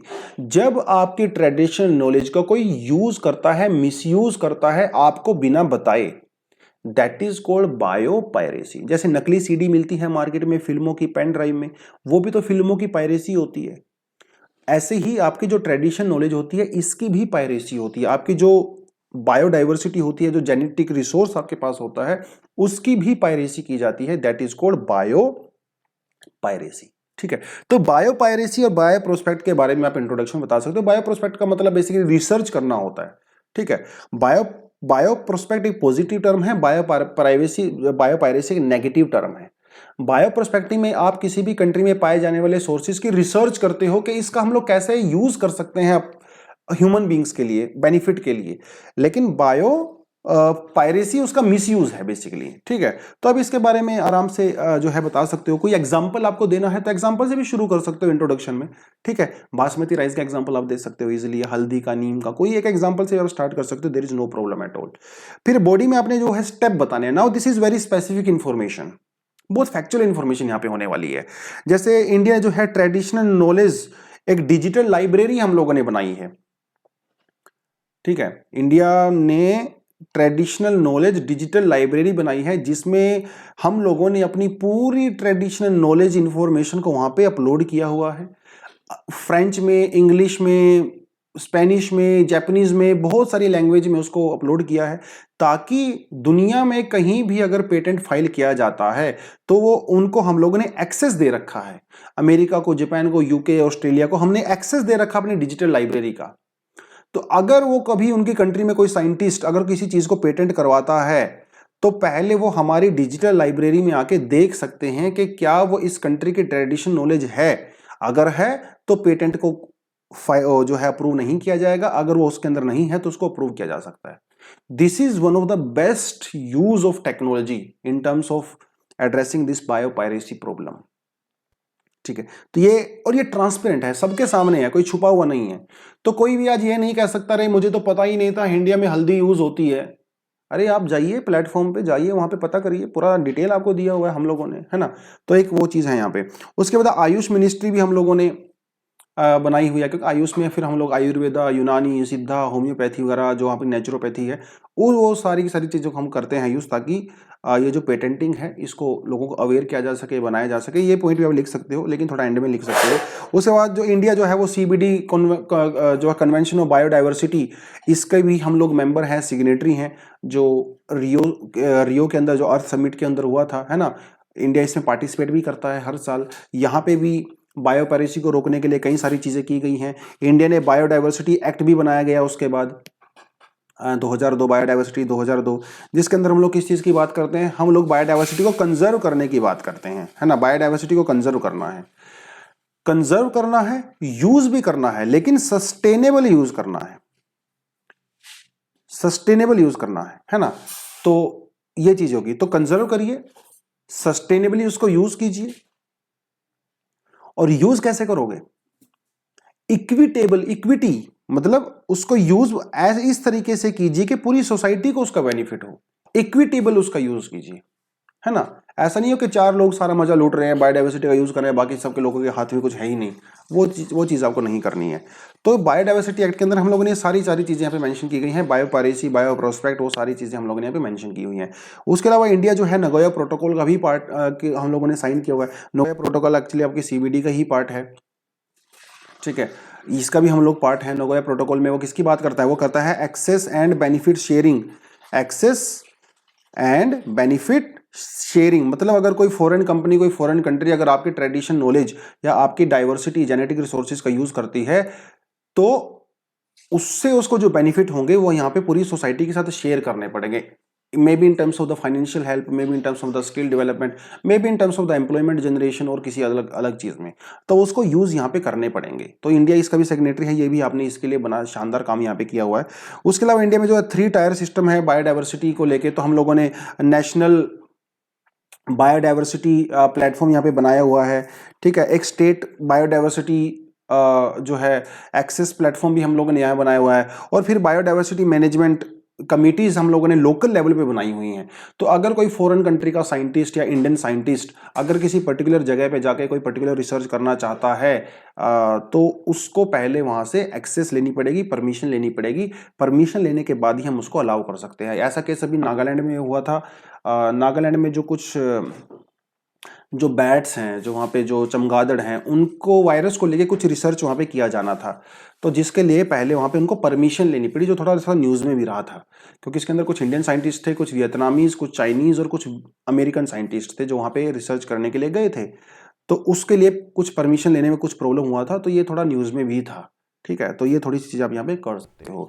अब ये पारी पर बताने के बाद आपका आसानी से यहाँ पे 150 वर्ड्स हो जाएंगे। तो कंक्लूजन में आप सिंपल सिंपल चीज़ें लिख सकते हो that India needs to be more aware and the world needs to be more respectable to the traditional knowledge of ना different communities and the tribes, so that everybody can have the benefits of the sharing their traditional knowledge. It can be protected also by misusing, है ना। तो इस तरह का conclusion आप यहाँ पे लिख सकते हो।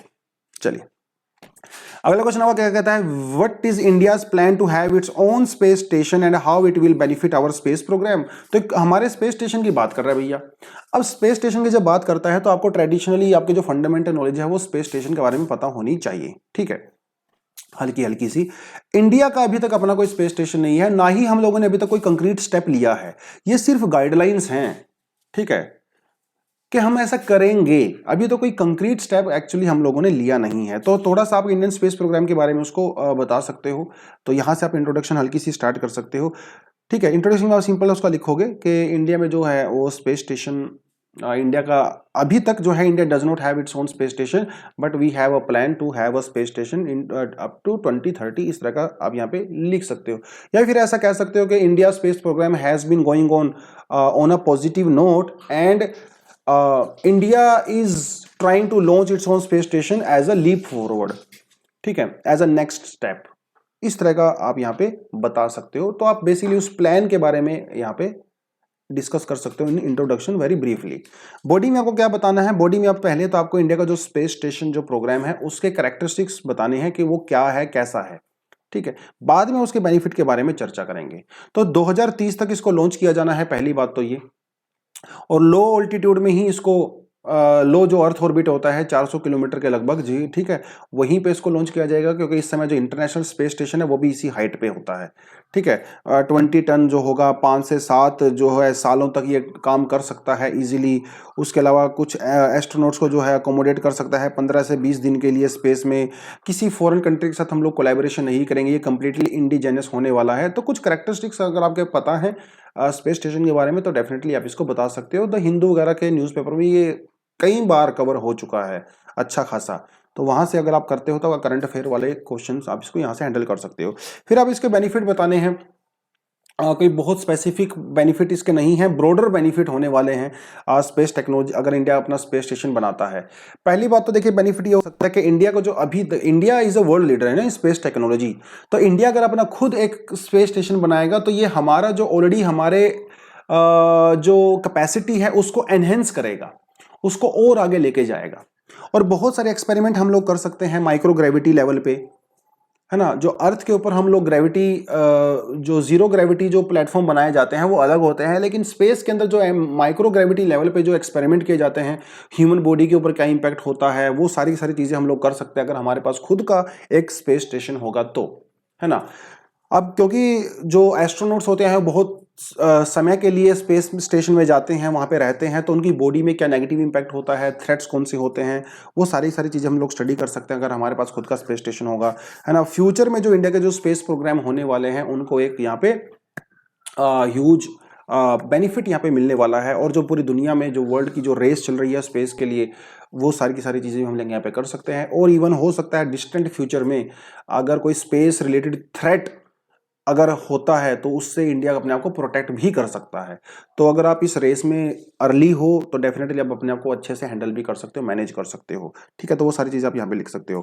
कंक्लूजन वाले पार्ट में जो है आप सिंपली लिख सकते हो यही कि India is already a world leader, India needs to be well prepared, है ना। India can not be left behind being a world leader in a space technology, है ना। India can not be left behind, so India wants to explore a new dimension in the international space station to enhance our already going on programmes. इस तरह का एक generic सा conclusion आप यहाँ पे लिख सकते हो, ठीक है, और उसको एंड कर सकते हो। आगे कहता है discuss India's achievements in the field of space science. देखिए फिर से स्पेस से क्वेश्चन यहाँ से पूछ लिया, technology, how the application of this technology has help India in the socio economic development. तो इस बार वो आपका जो है सोशो इकोनॉमिक डेवलपमेंट के बारे में बात कर रहा है। हेल्थ के बारे में भी उसने आपसे क्वेश्चन पूछ लिया है, एग्रीकल्चर के बारे में भी क्वेश्चन उसने आपसे पूछ लिए हैं। इस बार वो सोशल और इकोनॉमिकल डेवलपमेंट के बारे में पूछ रहा है कि कैसे इंडिया की जो स्पेस टेक्नोलॉजी है वो आपकी यहाँ पे हेल्प करती है, ठीक है। तो कॉन्टेक्स्ट क्या है, कॉन्टेक्स्ट आपको पता है कि आपका जो कॉन्टेक्स्ट होता है वो हमेशा आपका इंट्रोडक्शन होता है। तो इसका कॉन्टेक्स्ट यही है कि इंडिया ने स्पेस टेक्नोलॉजी में कुछ सारी अचीवमेंट की हैं जिसका हमें कुछ बेनिफिट होता है। इसका एक आध आप एग्जांपल से भी शुरू कर सकते हो, ठीक है। तो ये थी इस तरह का इंट्रोडक्शन ऑफ सिंपल सा वहां पे बता सकते हो, ठीक है। ठीक है, India has launched many space programmes in the last many decades which has improved the lives of Indians or normal citizens in different ways or in different fields such as agriculture, health, sports और resource monitoring, है ना, और forest development. ये आप वहां पे कुछ कुछ पॉइंट लिख सकते हो, इंट्रोडक्शन को इस तरह से कवर कर सकते हो, ठीक है। फिर बॉडी में आपका जो है 2 पार्ट आ जाएगा, क्योंकि यहाँ पे लिखा हुआ सोशियो और इकोनॉमिक, तो 2 चीजें लिखी हुई हैं, सोशियो और इकोनॉमिक। तो आप अपने आंसर को भी 2 पार्ट में डिवाइड कर सकते हो, ठीक है। एक आप सोशल एस्पेक्ट और एक आपका इकोनॉमिकल एस्पेक्ट, अगर आप करना चाहो तो। नहीं करना चाहते हो तो सिंपल हेडिंग भी लिख सकते हो, सोशियो इकोनॉमिक डेवलपमेंट, ठीक है, थ्रू स्पेस टेक्नोलॉजी। इस तरह से भी आप एक सिंपल हेडिंग बना सकते हो। फिर आप वहां पे पॉइंट मेंशन कर सकते हो, या फिर आप यहाँ पे डायग्राम का स्कोप भी है, आप वहां पे जो है सोशियो इकोनॉमिक डेवलपमेंट करके बता सकते हो कि कैसे उसने इंप्रूवमेंट किया है, चाहे वो एग्रीकल्चर फील्ड में हो, ठीक है, एजुकेशन वाले फील्ड में हो भैया, चाहे वो आपका हॉर्टिकल्चर हो, चाहे वो आपको नेविगेशन हो। इस तरह का एक छोटा सा डायग्राम आप बना के उस डायग्राम को आगे इलेबोरेट वे में मेंशन कर सकते हो। That can B one approach, ठीक है। तो ये दोनों अप्रोच हो सकती हैं, दोनों अप्रोच ही बढ़िया हैं। आप सोशो अलग से बनाइए, इकोनॉमिक अलग से बनाइए, या एक ही पॉइंट के अंदर आप एग्जांपल दीजिए, उस एग्जांपल का सोशियो एस्पेक्ट और इकोनॉमिक एस्पेक्ट दोनों बताइए। ये अप्रोच भी सही हो सकती है। तो दोनों अप्रोच सही हैं। बेटर अप्रोच कौन सी रहेगी, आप दोनों को डिवाइड करोगे, सोशियो अलग से और इकोनॉमिक अलग से। ये थोड़ी सी बेटर अप्रोच रहेगी मेरे ख्याल से। खैर, तो टेलीकम्युनिकेशन बता सकते हो आप, ठीक है, टेली कम्युनिकेशन ने कैसे इंप्रूव किया है आपकी लाइफ और सोशो इकोनॉमिक, ठीक है। इन सेट की आप बात करते हो, जी सेट की बात करते हो, नेविगेशन, IRNSS कितना सारा न्यूज में है, इसके लिए ये क्वेश्चन भी पूछा जा चुका है ना। इंडिया ने जो सैटेलाइट लॉन्च किए हैं, तो now we are not going to be dependent in future on the GPS and all that, because we will have our own navigation system, ठीक है। तो ये एक बहुत ज्यादा हेल्प करने वाला है टेलीकम्युनिकेशन वाले मामले में, ट्रैकिंग वाले मामले में, जिसके बारे में ऑलरेडी हम लोग बात कर चुके हैं। क्रायोजेनिक टेक्नोलॉजी इंडिया ने डेवलप की है, जिसकी वजह से जो है स्पेस में जो रॉकेट लॉन्च करना बड़ा इजी हो गया है हमारे लिए, सस्ता हो गया है ना। इसका भी सोशो इकोनॉमिक डेवलपमेंट बहुत ज़्यादा होता है। और एग्रीकल्चर में जो है हम लोग जो करते हैं अर्ली वार्निंग सिस्टम जो होता है, या डिजास्टर मैनेजमेंट के लिए जो इसका यूज़ करते हैं, जिससे हमारी जो इकोनॉमिक इम्पैक्ट तो होता ही होता है, सोशल इम्पैक्ट भी होता है। एग्रीकल्चर में जो सोइल की हेल्थ होती है, या फिर जो अंडरग्राउंड वाटर की जो मॉनिटरिंग होती है, वो हम लोग सैटेलाइट का यूज़ करके कर सकते हैं। वेदर रिपोर्ट्स वगैरह जो हो गए, जिसकी वजह से हमारा एग्रीकल्चर में तो ओवरऑल सोशल इम्पैक्ट और इकोनॉमिकल इम्पैक्ट उसका होता है। इस तरह से कुछ डेफिनेशन आप यहाँ पे देने के बाद जो है मेटेरोलॉजिकल सैटेलाइट जो होते हैं ना अर्ली वेदर रिपोर्ट्स वगैरह के लिए, तो आप इसको डेफिनेटली यहाँ पे बता सकते हो। टेली एजुकेशन, जैसे हम लोग अभी टेली एजुकेशन कर रहे हैं, एक जगह पे बैठ के दूसरी जगह पे बच्चों को लेक्चर्स दे रहे हैं, है ना। रिसोर्स मैपिंग आप कर सकते हो, जहाँ पे यूरेनियम है, कोल है, पेट्रोल, डीजल, इन सबकी रिसोर्स मैपिंग आप कर सकते हो बाय यूजिंग दिस। तो आपके इकोनॉमी पे बहुत ज़्यादा इंपैक्ट इसका पड़ता है ना। जियो मनरेगा coordinated programme on the horticulture assessment, the CHAMAN जिसको बोलते हैं। तो ये कुछ जैसे चमन हो गया, जी मनरेगा, cryogenic technology, Resourcesat, INSAT, ये कुछ स्पेसिफिक एग्जांपल आपको देने पड़ेंगे। ये फैक्ट्स हैं। अब इनका इम्पैक्ट क्या होता है अलग अलग सेक्टर में, ये आप जो है अपने आंसर के अंदर इलैबोरेट वे में कीजिए, ठीक है। उसके अलावा जो है कंक्लूजन में फिर से आप वे फॉरवर्ड कर सकते हो, है ना। बता सकते हो कि फ्यूचर का थोड़ा सा विजडम भरा एक सॉल्यूशन आप यहाँ पे बता सकते हो, that despite having so much of technology and the great benefits of this, India needs to go forward for the better technology even by using international collaborations, ठीक है। या फिर इंडिया में जो भी कोई ऑनगोइंग प्रोग्राम है वो आप यहाँ पे बता सकते हो, जिससे हमारा सोशो इकोनॉमिक डेवलपमेंट के ऊपर फर्क पड़ेगा। If you have that kind of examples, वो करके आप यहाँ पे एंड कर सकते हो, ठीक है। अगला जो क्वेश्चन आपका आता है that is about the give an account of the growth and development of the nuclear science के बारे में बात कर रहा है, एंड टेक्नोलॉजी इन इंडिया। तो न्यूक्लियर साइंस और टेक्नोलॉजी की जो डेवलपमेंट इंडिया में हुई है over a period of time, उसके बारे में आपको बताना है पहले सेक्शन में। दूसरे में कह रहा है what is the advantage of fast breeder reactor programme in India. देखिए वही मैं आपको बोल रहा था, करंट अफेयर बेस्ड क्वेश्चन हो सकता है, लेकिन इसकी जो कंटेंट होता है वो बहुत सारा आपके जो स्टैटिक पार्ट होता है उसके ऊपर भी डिपेंड करता है। तो अगर आपको न्यूक्लियर टेक्नोलॉजी के बारे में नहीं पता है, कितने टाइप के होते हैं, क्या इसके अंदर कौन कौन से सोर्सेज यूज होते हैं, फ्यूल क्या यूज होता है, वेस्ट मटेरियल क्या होता है, वो आपको तब तक इसके आंसर को आप नहीं कर पाओगे। इंडिया में न्यूक्लियर के लिए किस तरह से development over a period of time हुई है वो भी आपको यहाँ पे बताना पड़ेगा, ठीक है। तो वह सारी सारी चीजें, तो आपका जो सबसे ज्यादा फोकस रहने वाला है वो सेकंड पार्ट के ऊपर रहेगा, एडवांटेज वाले पार्ट के ऊपर रहेगा। तो इंट्रोडक्शन में आप जो है उसको सिंपली सा मेंशन कर सकते हो। पहले तो आप होमी जहांगीर भाभा से लेके आज तक का एक सिंपल सा सेंटेंस बता सकते हो that from the times of Homi Jehangir Bhabha in 1950s India's nuclear programme started and today India is one of the world leader when it comes to energy use by nuclear technologies. इस तरह का एक simple सा, तो आपने क्या किया, उसके स्टार्टिंग पॉइंट से आज के प्रेजेंट कॉन्टेक्स्ट में आपने उसे एक सिंपल सेंटेंस में उसको बता दिया है, ठीक है। तो ये आप उसके यहाँ पे कर सकते हो। जैसे तो फिर आप जो है इंडिया का जो डिपार्टमेंट ऑफ एटॉमिक एनर्जी है इसके बारे में थोड़ा बता सकते हो। हम लोग डेवलपमेंट की बात कर रहे हैं कि कैसे over a period of time development यहाँ पे हुआ है। यूएसए के साथ हम लोगों ने कोलैबोरेशन किया, तारापुर में हम लोगों ने न्यूक्लियर पावर प्लांट लगाया, कुंडाकुलम में हम लोगों ने रशिया की कोलैबोरेशन के साथ लगाया। इस समय जो इंडिया का जो सिविल न्यूक्लियर डील हुआ है यूएसए के साथ उसको भी मेंशन कर सकते हो। तो ये सारी की सारी स्टेज आपको दिखाती हैं कि कैसे इंडिया में over a period of time nuclear development और साइंटिफिक टेक्नोलॉजी का यूज किया गया है, न्यूक्लियर साइंस का यूज किया गया है, ठीक है। फिर आप सेकंड वाले पार्ट में जो है एडवांटेजेस बता सकते हो कि जो फास्ट ब्रीडर रिएक्टर है बेसिकली इसका एडवांटेज क्या क्या होता है। तो यहां पे आप इंडिया के 3 स्टेज न्यूक्लियर प्रोग्राम के बारे में भी बता सकते हो। इसको होमी जहांगीर भाभा जी ने ही इसको पोस्टुलेट किया था कि ये है क्या, 3 न्यूक्लियर पावर प्रोग्राम, तो इसके बारे में भी आपको पता होना चाहिए। पहली स्टेज में हम लोग प्लूटोनियम का यूज करेंगे, दूसरी स्टेज में पहली स्टेज में हम लोग यूरेनियम का यूज करेंगे, दूसरी स्टेज में हम लोग प्लूटोनियम का यूज करेंगे, तीसरी स्टेज में हम लोग थोरियम का यूज करेंगे, क्योंकि थोरियम जो है इंडिया में ही काफी ज्यादा पाया जाता है। तो एक एंड जो एम है इंडिया का जो न्यूक्लियर प्रोग्राम का वो यही है कि इंडिया में जो सैंड पाई जाती है मोनोजाइट सैंड, उससे हम लोग थोरियम निकालेंगे और उस थोरियम का हम लोग यूज करेंगे ताकि हमें लोग दुनिया के ऊपर डिपेंडेंट ना रहना पड़े। तो that is our 3 stage nuclear programme, इसके बारे में आपको पता होना चाहिए। और जब आप अपने नोट्स बनाते हो तो ये आपका वहां पे होना चाहिए 3 स्टेज न्यूक्लियर प्रोग्राम, ठीक है, इंडिया का, ताकि वहां से आपको आइडिया मिल जाए। एडवांटेज कौन कौन से हैं फास्ट ब्रीडर इसके? पहली बात तो इसके बहुत, देखिए ये बिल्कुल स्टैटिक पोर्शन वाला पार्ट है, फंडामेंटल पार्ट है, या तो आपको पता है या नहीं पता है, इसमें आप तुक्का नहीं मार सकते। तो फास्ट ब्रीडर रिएक्टर के बारे में आपको प्रॉपर पता होना चाहिए। हैवी वाटर रिएक्टर कैसे होते हैं, फास्ट ब्रीडर कैसे होते हैं, प्रेशराइज्ड जो है रिएक्टर कैसे होते हैं, तीनों रिएक्टर्स के बारे में आपको पता होना चाहिए। फास्ट जो ब्रीडर रिएक्टर होते हैं इसके बहुत सारे बेनिफिट होते हैं, क्योंकि फास्ट ब्रीडर रिएक्टर की सबसे बड़ी खास बात ये होती है कि ये थोरियम का यूज करता है एज अ फ्यूल, लेकिन थोरियम का use as a fuel consume करता है, लेकिन जो इसका बाई प्रोडक्ट होता है वो प्लूटोनियम होता है। तो this is such a great news.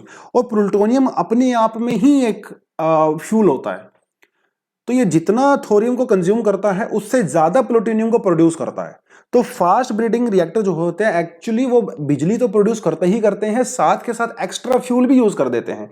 तो इसका मतलब इनसे जो वेस्ट मटेरियल होता है वो बहुत ही कम निकलता है।